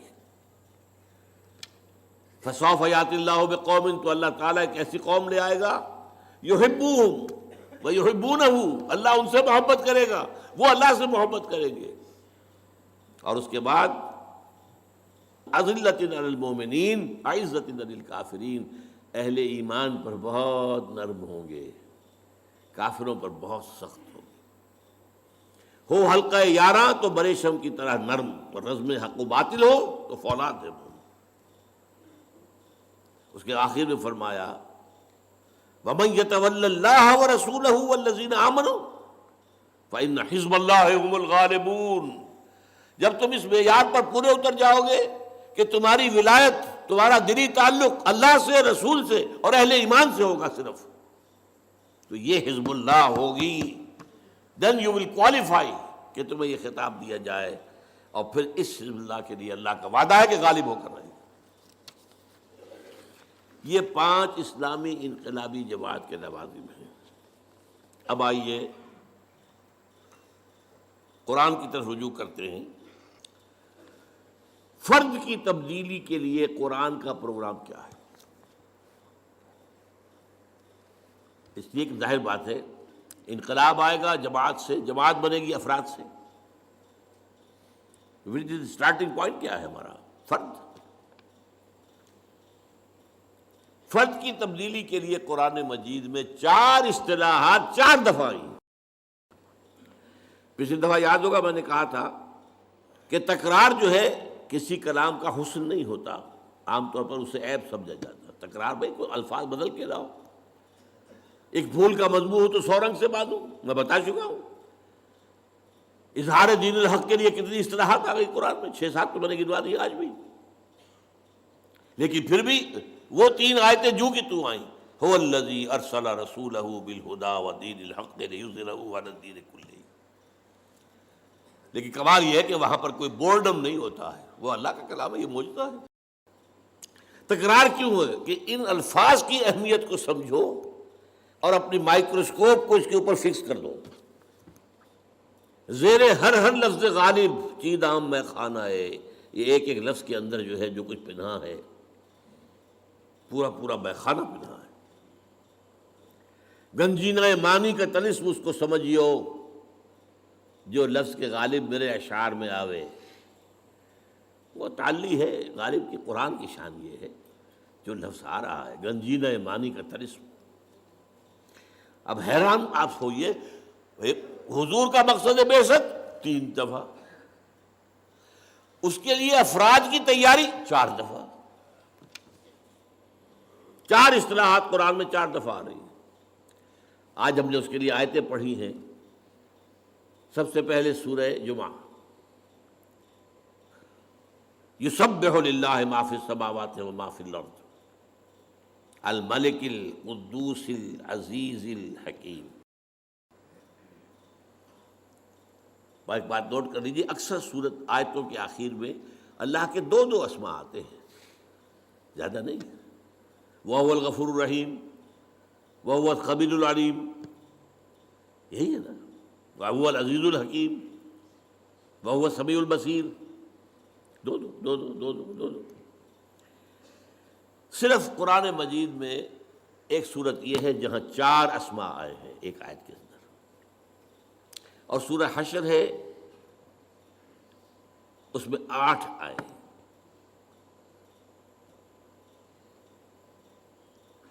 اور سورہ حدید ہے اس میں 4 آئے، هو الاول والآخر والظاہر والباطن۔ حشر میں الملک القدوس السلام المؤمن المہیمن العزیز الجبار المتکبر سبحان اللہ عما یشرکون، هو اللہ الخالق البارئ المصور له الاسماء الحسنى۔ یہاں 4 آئے ہیں۔ یہ جو حسن یہاں ہے آپ کا نوٹ کیجئے گا، 4 آگے الفاظ آ رہے ہیں، وہ سب کی نسبت ان 4 ناموں سے ہے۔ وہ الفاظ کیا ہیں؟ یتلو علیہم آیاتہ، هو الذی بعث فی الامیین رسولا منہم۔ یہ 3 جگہ اور آئے ہیں، ابھی الفاظ بعد میں آپ کو بتاؤں گا۔ یہاں یہ نوٹ کر لیجئے سورہ صف کے ساتھ کتنا گہرا رشتہ ہے، یہ جوڑا ہے، سورہ صف سورہ جمعہ۔ سورہ صف کے شروع میں کیا ہے؟ سبح للہ ما فی السماوات و ما فی الارض، اور جمعہ یسبح للہ ما فی السماوات و ما فی الارض۔ ایک میں ماضی آ گیا، ایک میں حال اور مستقبل دونوں آ گئے، زمانے کا احاطہ ہو گیا۔ ما فی السماوات و ما فی الارض مکان کا احاطہ ہو گیا، کون و مکان۔ اس کی مرکزی آیت هو الذی ارسل رسولہ بالہدی ودین الحق لیظہرہ علی الدین کلہ، اس کی مرکزی آیت هو الذی بعث فی الامیین رسولا منہم یتلو علیہم آیاتہ ویزکیہم ویعلمہم الکتاب والحکمہ۔ اور جو چار نام ہیں اللہ کے، الملک، بادشاہ کا فرمان کو پڑھ کر سنا رہا ہے، یہ ہے یتلو علیہم آیاتہ۔ وہ بادشاہ حقیقی القدوس ہے، پاک ہے، ہمارا رسول بھی تمہیں پاک کر رہا ہے۔ الملک القدوس عزیز الحکیم، عزیز ہے، زبردست ہے، اس کا قانون ہے جو تمہیں دیا جا رہا ہے، اور الحکیم ہے، تمہیں تعلیم حکمت بھی دی جا رہی ہے۔ یتلو علیہم آیاتہ، یہ الملک، ویزکیہم القدوس، یعلمہم الکتاب، یہ العزیز، والحکمہ الحکیم۔ ان چار الفاظ کا تعلق چار اسماء کا گویا کہ یہ سایہ ہے۔ اب نوٹ کیجئے، یہ الفاظ پہلے آئے سورہ بقرہ میں دو جگہ۔ پہلے 15ویں رکوع کے آخر میں حضرت ابراہیم اور اسماعیل کی دعا، جب وہ بنیادیں اٹھا رہے تھے خانہ کعبہ کی، تو جو دعا مانگی ان میں سے ایک یہ بھی تھی، پروردگار ہماری جو نسل یہاں آباد ہوگی تیرے اس گھر کے پاس، ربنا وبعث فیہم رسولا منہم، ان میں اپنا ایک رسول اٹھائیے انہی میں سے، کیا کرے گا؟ یتلو علیہم آیاتہ ویعلمہم الکتاب والحکمۃ ویزکیہم۔ چار آئے، کوئی چیز، تھوڑا سا فرق ہے، ترتیب مختلف ہے، میں بعد میں بات کروں گا۔ دو رکوعوں کے بعد آ گیا اعلان، دیکھو یہ تمہارے باپ ابراہیم اور اسماعیل کی دعا کا ظہور، محمد آ گئے تمہارے پاس صلی اللہ علیہ وسلم۔ کما ارسلنا فیکم رسولا منکم یتلو علیکم آیاتنا ویزکیکم ویعلمکم الکتاب والحکمہ۔ وہی چار چیزیں۔ سورہ بقرہ کا جوڑا ہے سورہ آل عمران، اس میں پھر آ گیا لقد من اللہ علی المؤمنین اذ بعث فیہم رسولا من انفسہم یتلو علیہم آیاتہ ویزکیہم ویعلمہم الکتاب والحکمہ۔ لیکن سب سے شاندار انداز میں ہے سورہ جمعہ، هو الذی بعث فی الامیین رسولا منہم یتلو علیہم آیاتہ ویزکیہم ویعلمہم الکتاب والحکمہ۔ اب یہاں اگر غور سے آپ نے سنا ہو تو آپ کو نظر آئے گا کہ ایک فرق ہے۔ ابراہیم اور اسماعیل کی دعا میں تلاوت آیات کے فوراً بعد تعلیم کتاب و حکمت، پھر تزکیہ آخر میں۔ باقی تینوں جگہوں پر تلاوت آیات، پھر تزکیہ، پھر کتاب و حکمت کی تعلیم۔ اب فرق کیا ہے؟ وہ دعا ہے ابراہیم اور اسماعیل کی، وہاں تو اللہ ان کی دعا نقل کر رہا ہے، یہاں اللہ کی طرف سے آ رہا ہے، تو یقیناً یہ ترتیب زیادہ جو ہے امپرووڈ شمار ہوگی، اسے بھی ہم غلط نہیں کہیں گے، وہ بھی دو رسولوں کی بات ہے نا۔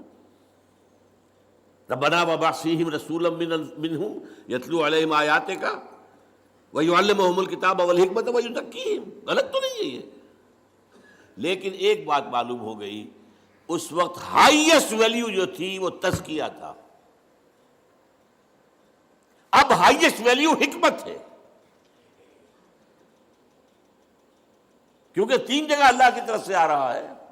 18واں رکوع سورہ بقرہ کا، پھر آل عمران، پھر سورہ جمعہ، وہاں بھی آ رہا هو الذی بعث فی الامیین رسولا منہم یتلو علیہم آیاتہ ویزکیہم ویعلمہم الکتاب والحکمہ۔ اب ان پر آئیے،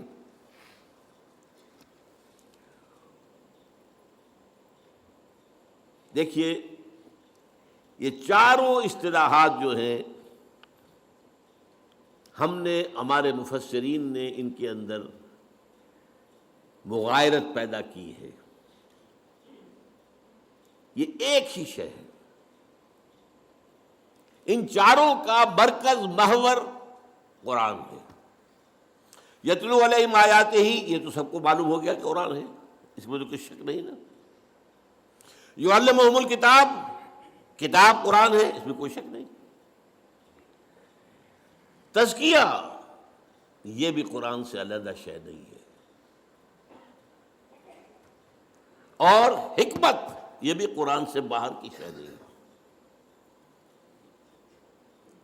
ذالک مما اوحی الیک ربک من الحکمہ، اے نبی یہ ہے وہ چیزیں جو آپ کے رب نے آپ پر نازل کی ہیں وحی کی حکمت میں سے. حکمت قرآن میں بھی ہے، کتاب قرآن میں بھی ہے. کتاب سے مراد میں بعد میں تفصیل سے بیان کروں گا، قانون ہے، لیکن حدیث نبی کے اندر بھی ہے.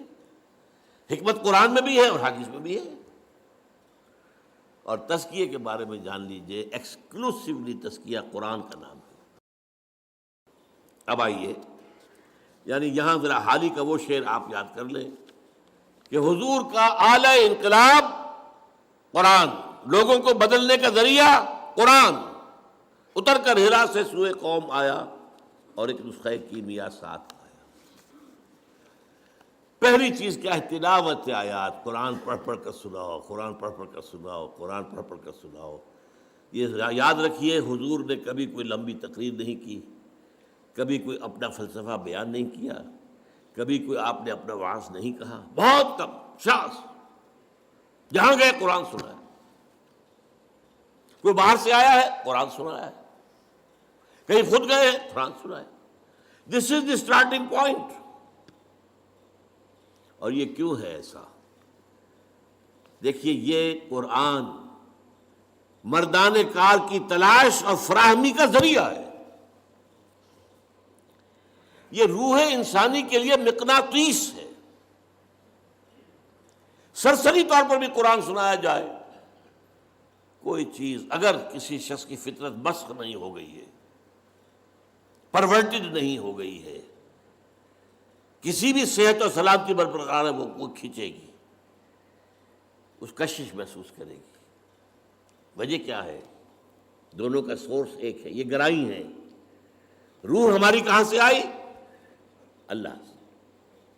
کلام کہاں سے آیا؟ قرآن، اللہ سے. از کجا می آئی آواز دوست، یہ میرے دوست کی آواز کہاں سے آ رہی ہے؟ اور وہ روح کھینچی جاتی ہے. ہاں، مردہ جو ہو چکے، جن کی روح مر چکی، جن کے جسم مقبرے بن چکے ہیں، چلتے پھرتے مقبرے ہیں، اندر روح دفن ہو چکی ہے، ان پر اثر نہیں ہوگا. ابو جہل پہ نہیں ہوگا، ابو لہب پر نہیں ہوگا. جس کی روح، مجھے یہ ڈر ہے دل زندہ تو نہ مر جائے، کہ زندگانی عبارت ہے تیرے جینے سے. اگر یہ روح اندر زندہ ہے، یہ کھینچے گی. یعنی اب اس کے لیے لفظ استعمال، سلیم الفطرت لوگوں کو کھینچنے کا ذریعہ قرآن ہے. اس کے لیے میری تقریروں میں ہمیشہ سے ہے، آج پھر ایک مکمل بات ہو جائے. 5ویں جماعت میں پہلا سائنس کا تجربہ ہمیں کیا کرایا گیا کہ دیکھو یہ ہے مکسچر ہے ایک، اس میں لوہ چون بھی ہے، لوہے کا برادہ جو ہوتا ہے، جو لیتھ وغیرہ کے اوپر جب ہو رہا ہوتا ہے تو وہاں پر جو گر رہے ہوتے ہیں ذرات اور ٹکڑے، اور اس میں لکڑی کا برادہ ملا دیا گیا. علیحدہ کرو. اب کیسے کریں؟ ایک ایک ذرہ ہٹائے اس کا، پھر بتایا دیکھو ایسے کرو، میگنیٹ لے لو، مقناطیس، اس کو چلاؤ، اس میں لوہے کے ذرے اس میں چمٹ جائیں گے، برادہ رہ جائے گا. اس معنی میں قرآن کو ایک میگنیٹ کی حیثیت سے معاشرے میں پھرانا، گھمانا، بڑے سے بڑے پیمانے پر اس کا کم سے کم جو ابتدائی مفہوم ہے اس کو عام کر دینا.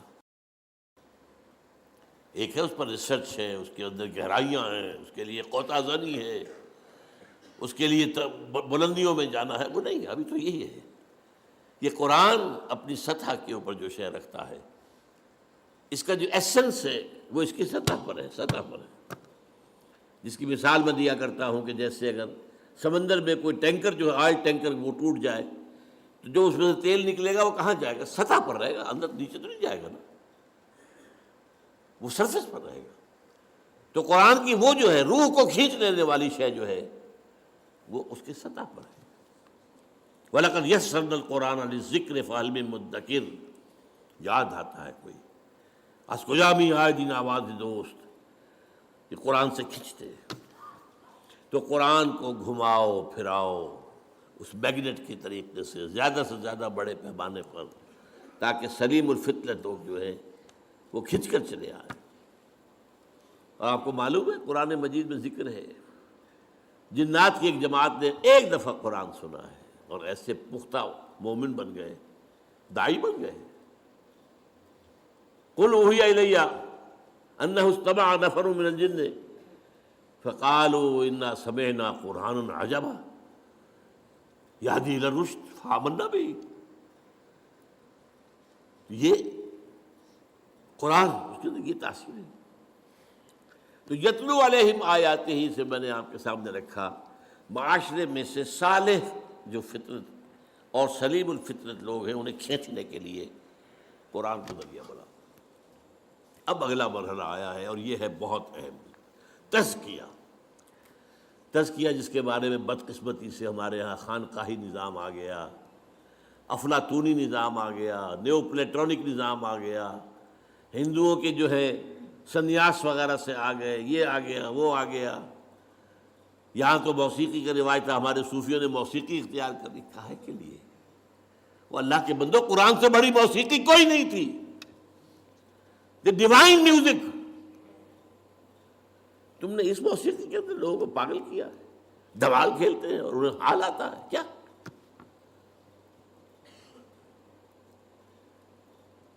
تزکیہ کیا ہے تو جان دیجئے۔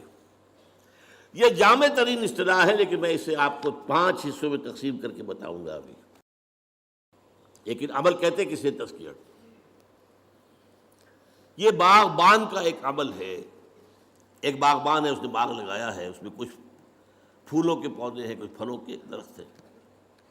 وہ داخل ہوتا ہے، دیکھتا ہے جہاں میں نے پھولوں کا پودا لگایا ہوا تھا وہاں گھاس وغیرہ کافی اگائی ہے، جھاڑ جکاڑ ہے۔ وہ کھرپا ہاتھ میں لیتا ہے، سب کو کھود کے باہر پھینکتا ہے۔ کیوں؟ کیونکہ یہ گھاس جو ہے یہ زمین کے اندر جو قوت نمو ہے اسے لے رہی ہے، پانی بھی کھینچ رہی ہے۔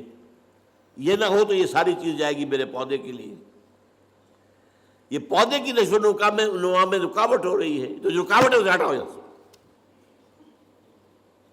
یہ ہے عمل تزکیہ، پاک کرنا۔ انسان کی ترقی میں جو اس کی اصل ترقی ہو اس میں رکاوٹ جو چیزیں ہیں ان کو ہٹانا تزکیہ۔ اب دیکھیے انسان ایک تو میں آپ جو ظاہر ہے نظر آ رہے ہیں، ہاتھ پاؤں ہیں، ہمارا ظاہری جسم ہے، ظاہری وجود ہے۔ ایک معنوی وجود ہے ہمارے اندر۔ اس معنوی وجود کے لیے کبھی لفظ خودی بھی استعمال ہو جاتا ہے، لیکن میں آج آپ کو 4 حصوں میں بتا رہا ہوں۔ سب سے پہلے ہمارا ایک فکر ہے، کچھ نظریات ہیں، کچھ خیالات ہیں، کچھ عقائد ہیں، کچھ فلسفے ہیں، کچھ بھی ہے۔ تطہیر فکر، اس فکر کو پاک کرنا، اس فکر میں جو غلط عنصر ہے اسے نکال کے باہر پھینک دینا۔ اگر یہ فکر کی غلطی موجود نہیں تو آگے نہیں، آپ کی ترقی نہیں ہوگی۔ پھر آپ کا نفس امارہ ہے، وہ آپ کی حیوانی جبلتوں کو بھڑکاتا ہے۔ تزکیہ نفس۔ پھر قلب ہے، اس پر غبار آ جاتا ہے، یہ آئینے کے مانند ہے۔ حضور نے فرمایا ہے ان هذه القلوب لتصدع كما يصدع الحديد اذا اصابه الماء، کہ دلوں کے آئینے پر بھی زنگ سا آ جاتا ہے، جیسے کہ لوہے پر زنگ آ جاتا ہے اگر اس پر پانی پڑتا رہے۔ پوچھا گیا فما جلاؤها یا رسول اللہ؟ فرمایا کثرت ذکر الموت و تلاوت القرآن۔ اس کو میں کہہ رہا ہوں تصفیہ قلب۔ یہ الفاظ یاد کیجئے، اللہ آپ کو توفیق دے آپ یہی خیالات آگے پھیلائیں، پھر اصطلاحات کے حوالے سے بات کریں گے تو سمجھے لوگوں کی آئے گی۔ پھر روح ہے، روح میں ایک نور ہے، روح نورانی ہے۔ یہ جو بگ بینگ سے پہلے پیدا کی گئی ارواح، میری وہ کتاب میرا خیال ہے کہ اب کچھ دنوں کے بعد آپ لوگ پڑھنے لگیں گے انشاءاللہ، ایجاد و ابداع عالم سے لے کر عالمی نظام خلافت تک، وہ جو روح اور فرشتہ نورانی، وہ جو روح کے اندر نور ہے، تجلیہ روح، جلا دینا اس روشنی کو، بھڑکانا، یہ 4 کام ہے جن کے لیے ایک لفظ قرآن نے تزکیہ استعمال کیا۔ تزکیہ از موسٹ پروفاؤنڈ، اس میں کوئی شک نہیں، لیکن تطہیر فکر نمبر 1، کیونکہ یہ حیوان عاقل ہے، اصل مسئلہ تو فکر کا ہے، فکر غلط ہے ساری بات غلط ہو جائے گی۔ تطہیر فکر، تزکیہ نفس، تصفیہ قلب، تجلیہ روح، اور یہ کس سے ہوگا؟ صرف قرآن سے۔ نوٹ کر لیجیے اس سے۔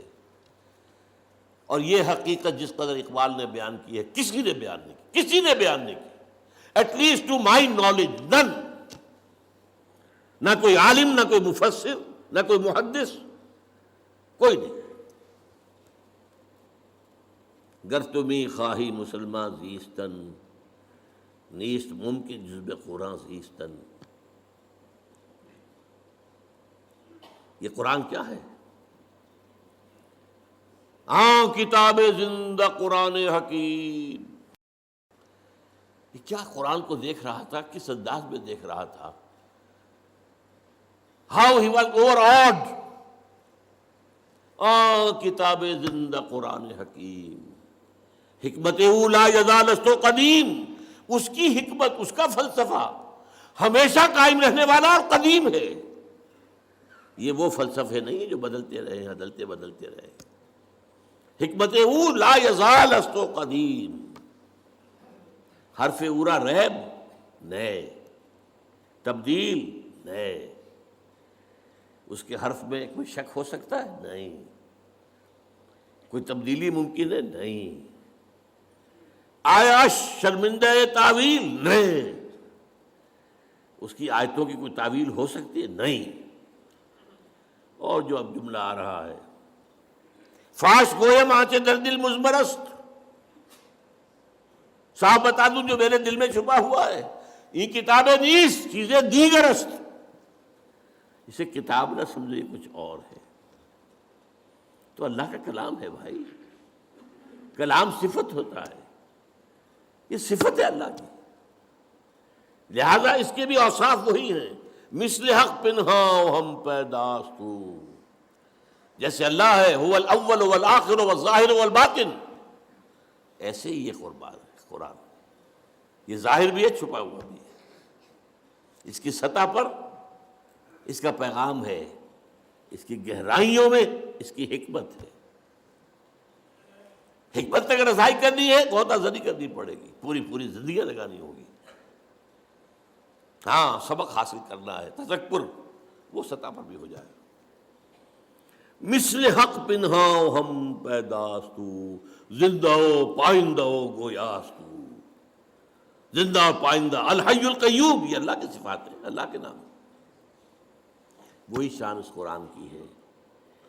اب آخری شعر ہے، یہ ہے اصل میں جس کا چوں بجاں در رفت جاں دیگر شود۔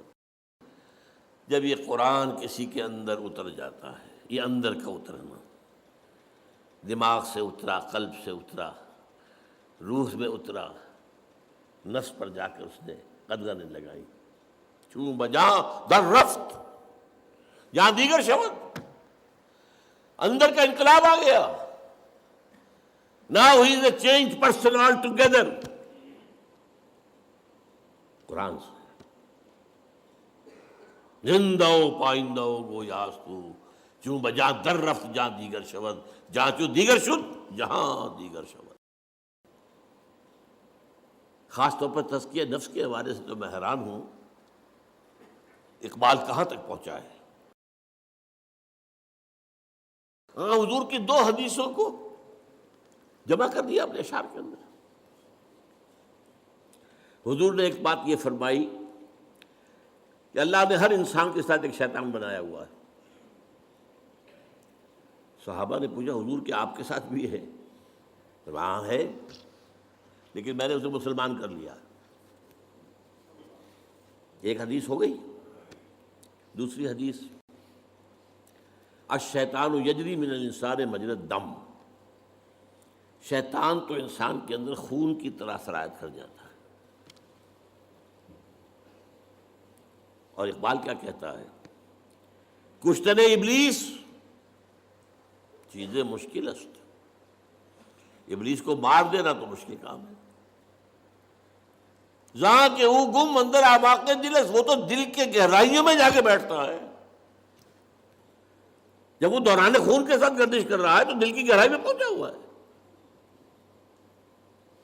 خوشترا باشد مسلمان اشکنی، ہاں بہتر یہ اسے مسلمان بنا لو، کشتہ شمشیر قرآن اشکنی، قرآن کی شمشیر سے اسے ختم کرو، یہ قرآن بھی تمہارے وجود میں سرایت کر جائے گا۔ کیوں بجاں در رفت، وہی بات، جہاں دیگر شود، جہاں تو دیگر شد، جہاں دیگر شد۔ یہ ہے قرآن مجید کا ساتھ تزکیہ نفس، تجلیہ روح، تصفیہ قلب، تطہیر فکر۔ اب تیسری بات، یتلو علیہم آیاتہ ویزکیہم۔ دیکھیے ایک بات تھوڑی سی بس سمجھا دوں، بہت سے بزرگ جو ہے بیچارے لاکھ جو ہے ٹکرے مارتے رہتے ہیں، بیٹے نماز پڑھا کرو، بیٹے نماز پڑھا کرو، بیٹے نماز پڑھا کرو۔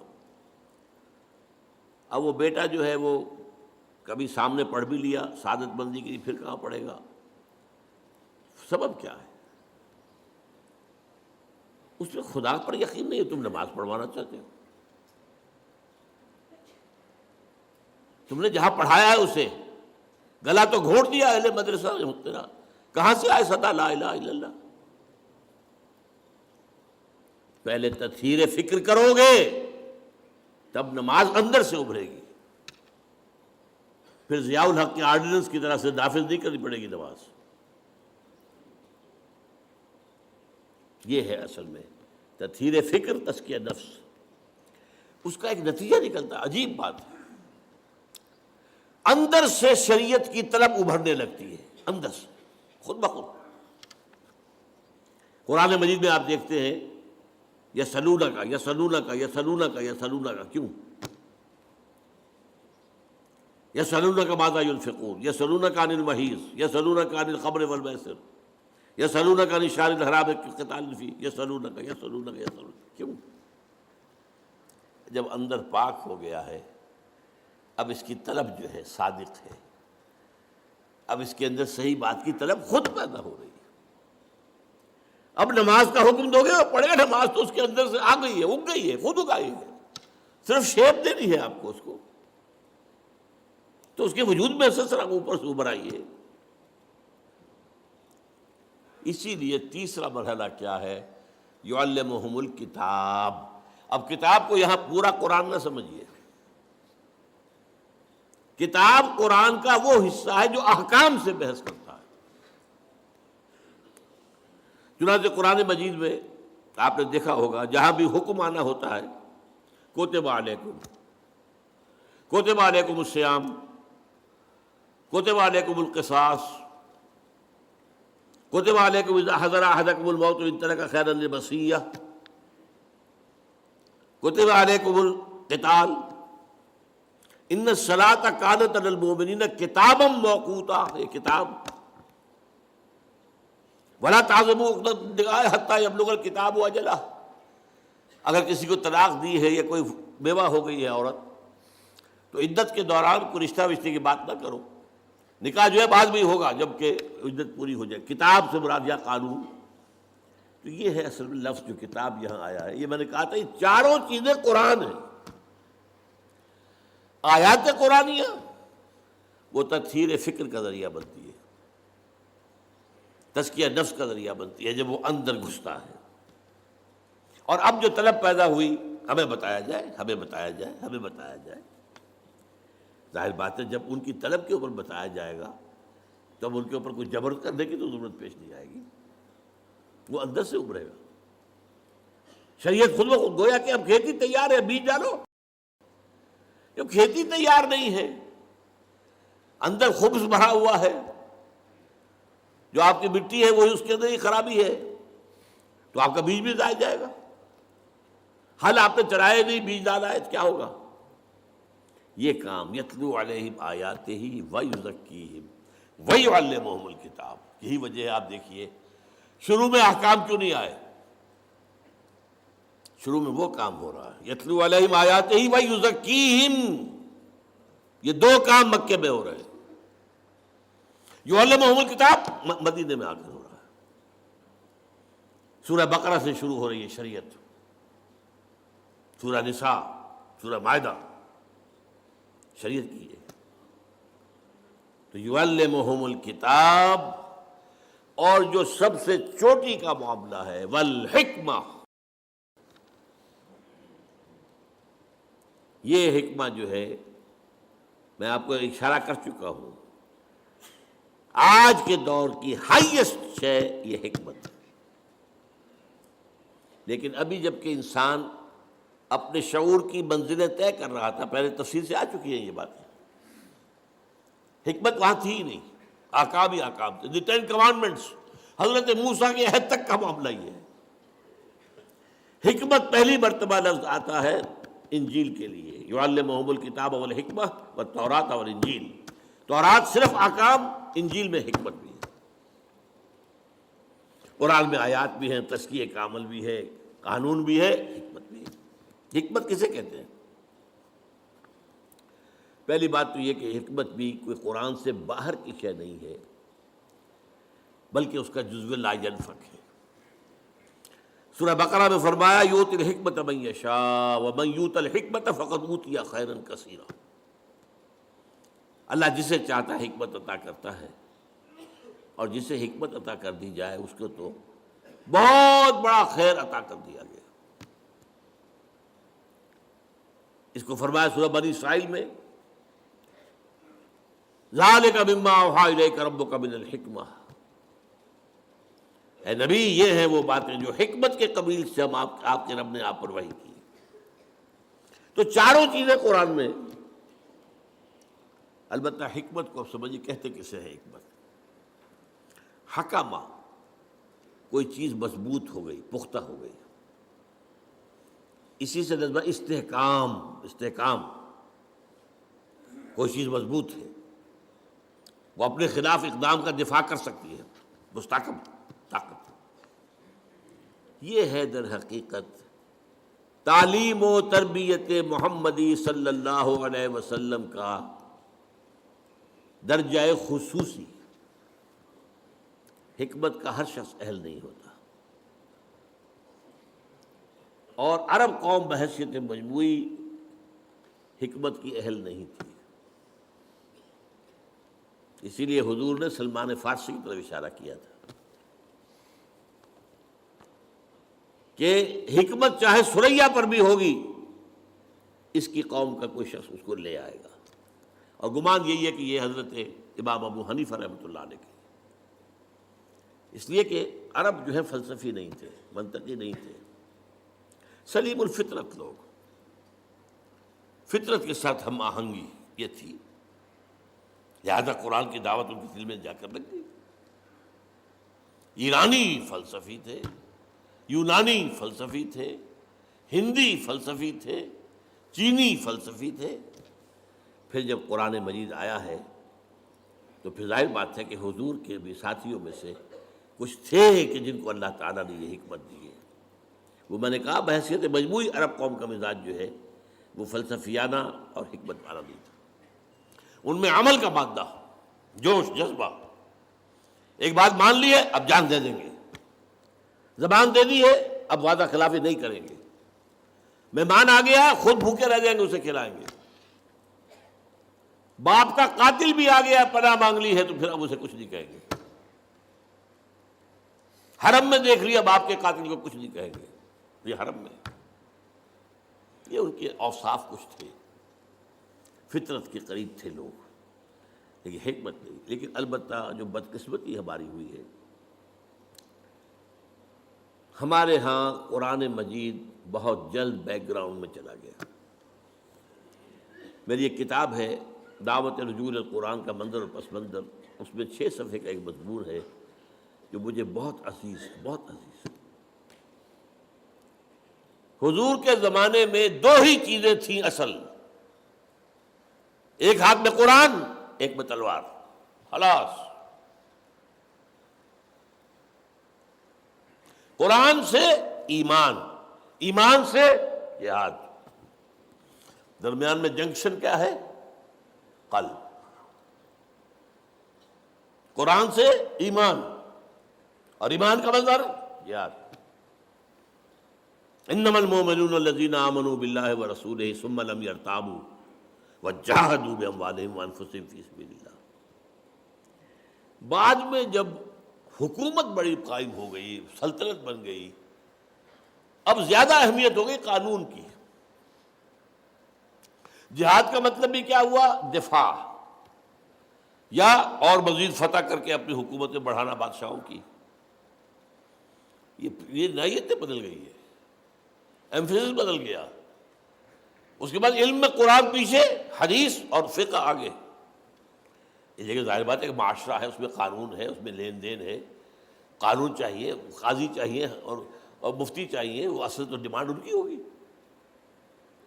لہذا gradually and gradually Quran faded into the back ground, یہاں تک کہ قرآن مجید بن گیا صرف حصول ثواب یا ایصال ثواب کا ذریعہ۔ خاص طور پر بدقسمتی جو ہوئی ہے وہ ہم ہندیوں کی ہوئی ہے، ہندوستانی۔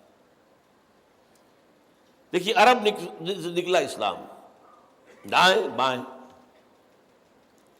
بائیں وہ گیا فلسطین کراس کیا، سینائی کراس کیا، مصر لیبیا ہوتے ہوتے ہوتے ہوتے ہوتے موریطانیہ۔ یہاں کیا تھا؟ کلچرل ویکوم تھا، نہ کوئی تہذیب تھی، نہ کوئی تمدن تھا، نہ کوئی زبان تھی، لہذا عربی چھا گئی، عرب کلچر چھا گیا، سارا شمالی افریقہ ٹوٹل عربک۔ یہ نہیں ہے کہ وہاں زبانیں نہیں تھی، بربر زبان تھی، اپنی ایک بڑی زبان تھی، تہذیب تھی۔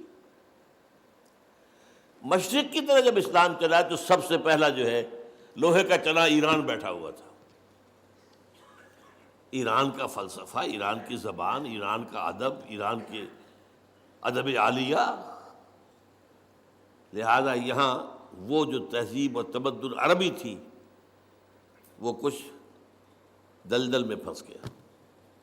ایرانی تہذیب، ایرانی زبان، اور اس کے بعد آپ کو معلوم ہے آگے جتنا اسلام گیا وہ فارسی زبان کے ذریعے سے گیا۔ ہندوستان میں جتنے عرصے مسلمان ہم حکمران رہے، ہماری کوڈ لینگویج پرشین تھی، ناٹ عربک۔ یہ ہے اصل میں حادثہ جو ہمارے ساتھ ہوا ہے۔ اس صورتحال میں علامہ اقبال کی جو تشخیص تھی یا شیخ الہند رحمۃ اللہ علیہ کی تشخیص تھی، اس کو میں نے اپنا سٹارٹنگ پوائنٹ بنایا تھا۔ جب 5ویں جماعت میں پڑھتا تھا، مجھے میرے بڑے بھائی صاحب نے لا کے دی تھی بانگ درا، اور میں پڑھتا تھا اس کو، کچھ ترنم سے پڑھتا تھا، کچھ کیونکہ ترنم دے رکھا تھا اللہ نے مجھے، اب تو نہیں ہے، تھا کبھی تو سمجھ میں آتا بھی تھا، نہیں بھی آتا تھا، لیکن ایک شعر چپک گیا، وہ زمانے میں معزز تھے مسلمان ہو کر اور تم خار ہوئے تاریک قرآن ہو کر۔ This is the essential reason, زوال اسلام قرآن مجید سے دوری۔ خاص طور پر بادشاہوں نے پردے ڈالے قرآن پر، علماء نے پردے ڈالے قرآن پر۔ عوام اگر قرآن پڑھیں گے تو ہمیں جانچیں گے یہ کون لوگ ہیں، ان کا کردار تو وہ نہیں ہے جو قرآن پیش کر رہا ہے۔ لہذا بہتر ہے یہی بہتر الہیات میں الجھا رہے، یہ کتاب اللہ کی تعویلات میں الجھا رہے۔ اور فلسفہ، جب قرآن کا فلسفہ ختم ہوا، حکمت ختم ہوئی، تو فلسفہ یونان آ گیا، اس کے ڈنکے بجے۔ اب اس کے بعد ہر شخص پڑھا لکھا وہی ہے جو فلسفہ یونان کا جاننے والا ہے، خواہ وہ آئیڈیلزم ہے اور خواہ وہ ریئلزم ہے۔ یہ ہے اصل میں ہمارے ساتھ جو حادثہ ہوا۔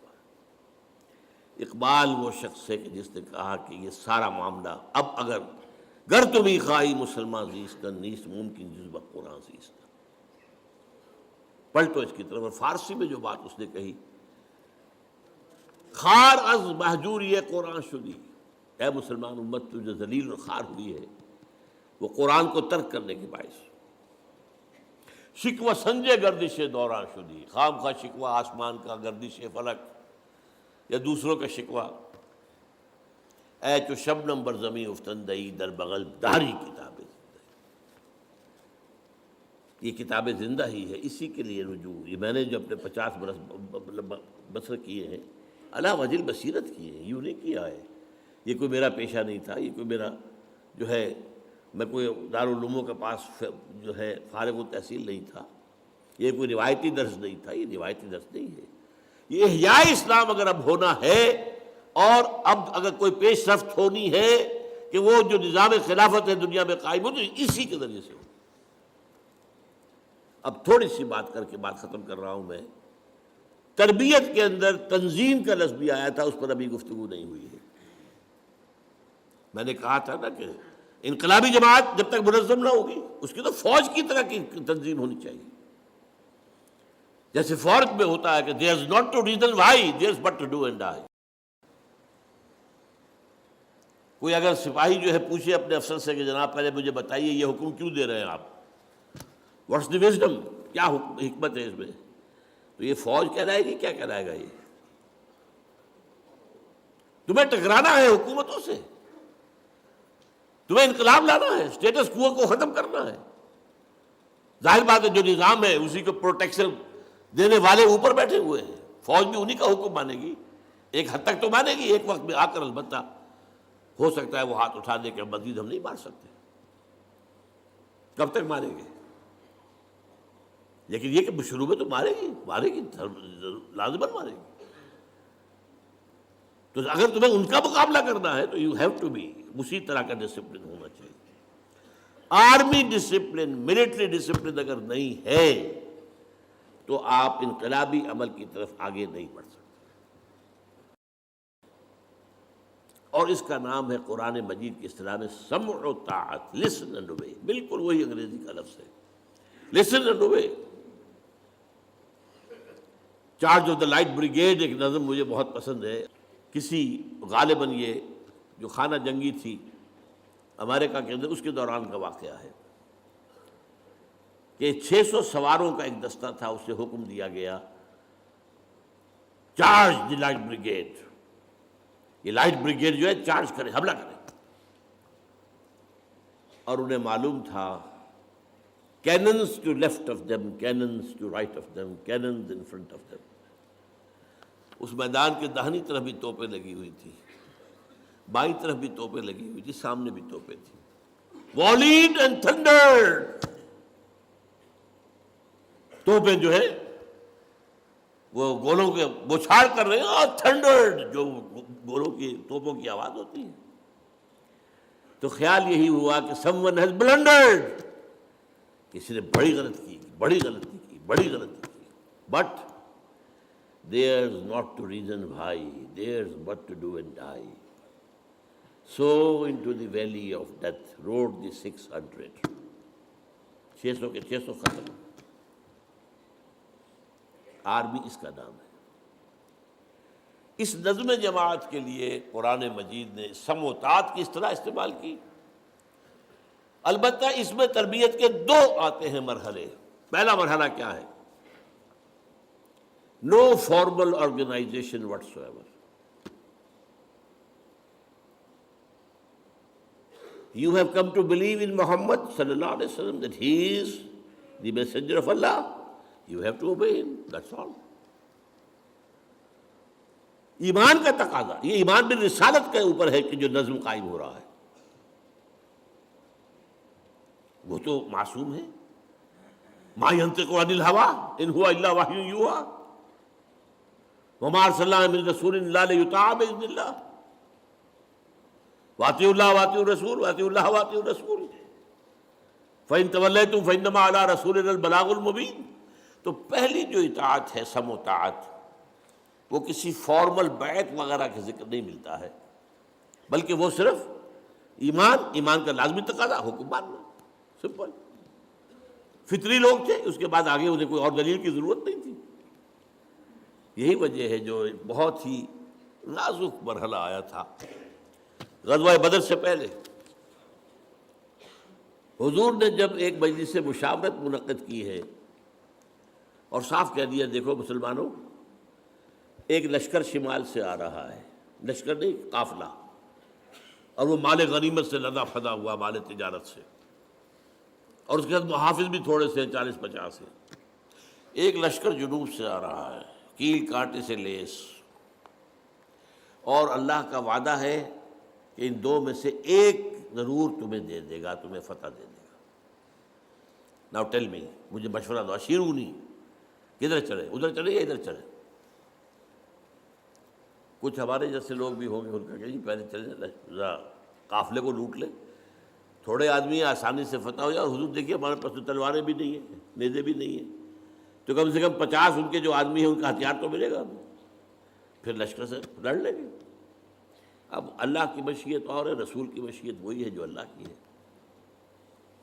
بار بار کہہ رہے اشیرونی اشیرونی، مجھے مشورہ دو. مقداد ابن اسود کھڑے ہوئے، حضور ہمیں آپ موسیٰ کے ساتھی نہ سمجھیے جنہوں نے کہہ دیا تھا فَذَهَبْ أَنْتَ وَرَبُّكَ فَقَاتِلَا إِنَّا هَاهُنَا قَاعِدُونَ. نہیں، آپ بسم اللہ کریں، جو آپ کا ارادہ ہو ہم حاضر ہیں. ابو بکر عمر ایک سے ایک بڑھ کر تقریریں کر رہے ہیں. حضور پھر بھی کہہ رہے اشیرونی، مجھے مشورہ دو. اب خیال آیا حضرت سعد کو رضی اللہ تعالیٰ عنہ، رئیس انصار. او یہ ہماری طرف اشارہ ہے. کانک تعنینا یا رسول اللہ، اے اللہ کے رسول، معلوم ہوتا ہے آپ کا روح سخن ہماری طرف. اس کی وجہ کیا تھی؟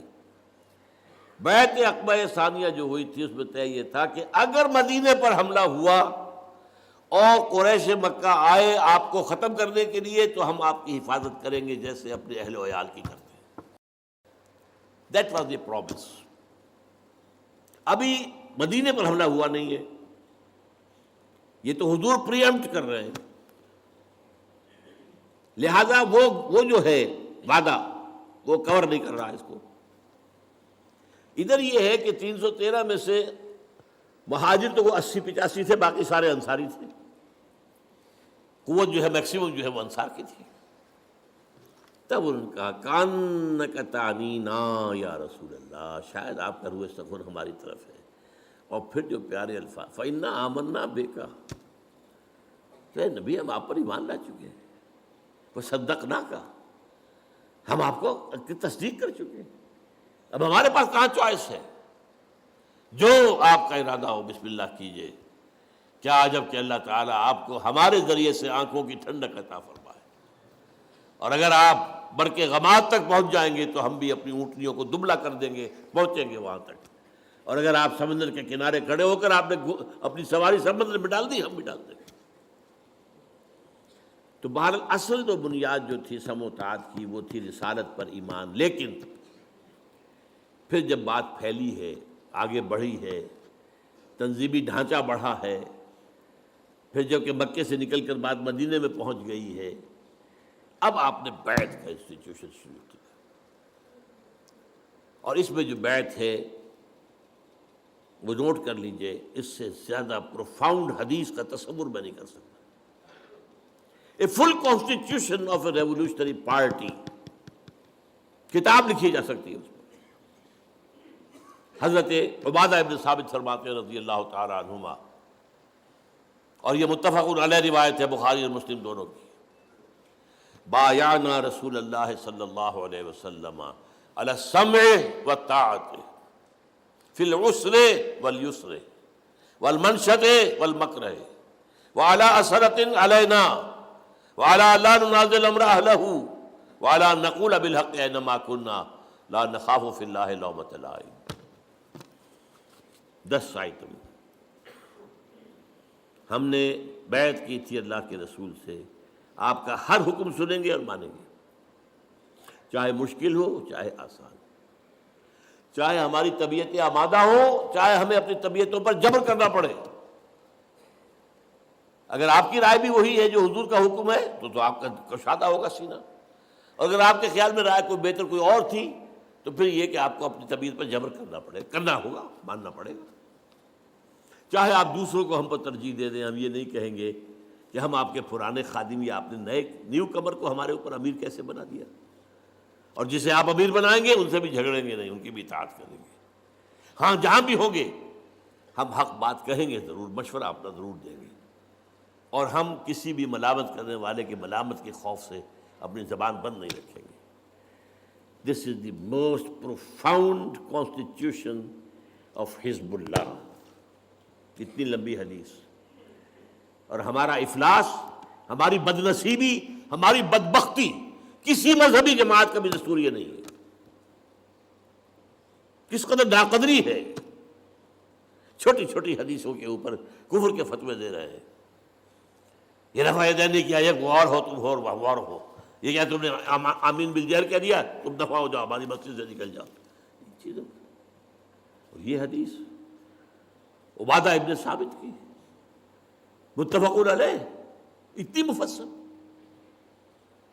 یہ ہے اصل میں وہ نظم، اور اس میں جو اصل کام ہوا ہے وہ میرا اگلے لیکچر کے اندر اس کی وضاحت ہوگی۔ اس ڈسپلن کی مشق کیسے ہوئی، میں صرف اشارہ کر رہا ہوں اس وقت۔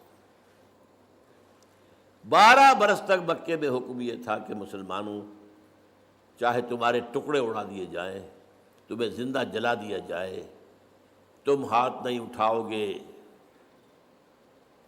کوئی جوابی کارروائی نہیں، no raising of hands even in self defence.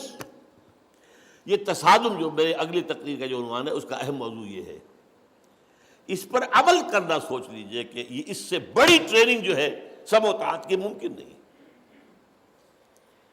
اب بلایا جا رہا ہے خباب بن الارت کو، آؤ، آ گئے، ان کی نگاہوں کے سامنے دیکھتے انگارے بچھا دیے گئے، اتارو کرتا، اتار دیا، لیٹ جاؤ، لیٹ گئے، پیٹھ کی کھال جلی، چربی پگھلی، انگارے ٹھنڈے ہوئے۔ آپ اندازہ کیجئے جو شخص یہ دیکھ رہا ہو کہ مجھے روسٹ کرنے کی تیاری ہو رہی ہے، اس کو اگر رکاوٹ نہ ہو تو وہ 2-4 کو مار کے مرے گا۔ بلی کو بھی آپ گھیر لیں، کہیں کارنر کر لیں، وہ آپ کے اوپر آئے گی، آپ کی آنکھوں پر آئے گی، کیا شے ہے وہ، لیکن اجازت نہیں۔ اس حکم پر عمل کرنے کا میرے نزدیک اس سے بڑا ڈسپلن کے لیے ایکسرسائز کوئی نہیں ہو سکتی، ناممکن۔ پریڈ کرانے کی ضرورت نہیں ہے، یہاں حکم ہے اللہ کے رسول کا، ہاتھ نہیں اٹھانا، بس۔ یہ سم و طاعت کا، اور یہ اس کے لیے ایکسرسائز تھی، جس سے پھر وہ نظم جماعت قائم ہوا ہے جو حکم ہے سر آنکھوں پر، اور اس سے پھر وہ نظام آگے بڑھا ہے۔ وہ جو اب تصادم کے مراحل ہیں، وہ جو میں نے کہا تھا اقبال کا شعر کہ سب سے پہلے تو با نشہ درویشی در ساز و دوادن زن، اب اس سے بڑی درویشی کیا ہوگی کہ مرنے کو ہی تیار ہے۔ چوں پختہ شوی خود را بر سلطنت جب زن، تو اس کے حوالے سے پھر جو ہے اللہ تعالیٰ نے ساری منزلیں طے کرائیں، اور اللہ کا دین جاء الحق وزهق الباطل ان الباطل کان زہوقا۔ اقول قولی ھذا واستغفر اللہ لی ولکم ولسائر المسلمین والمسلمات۔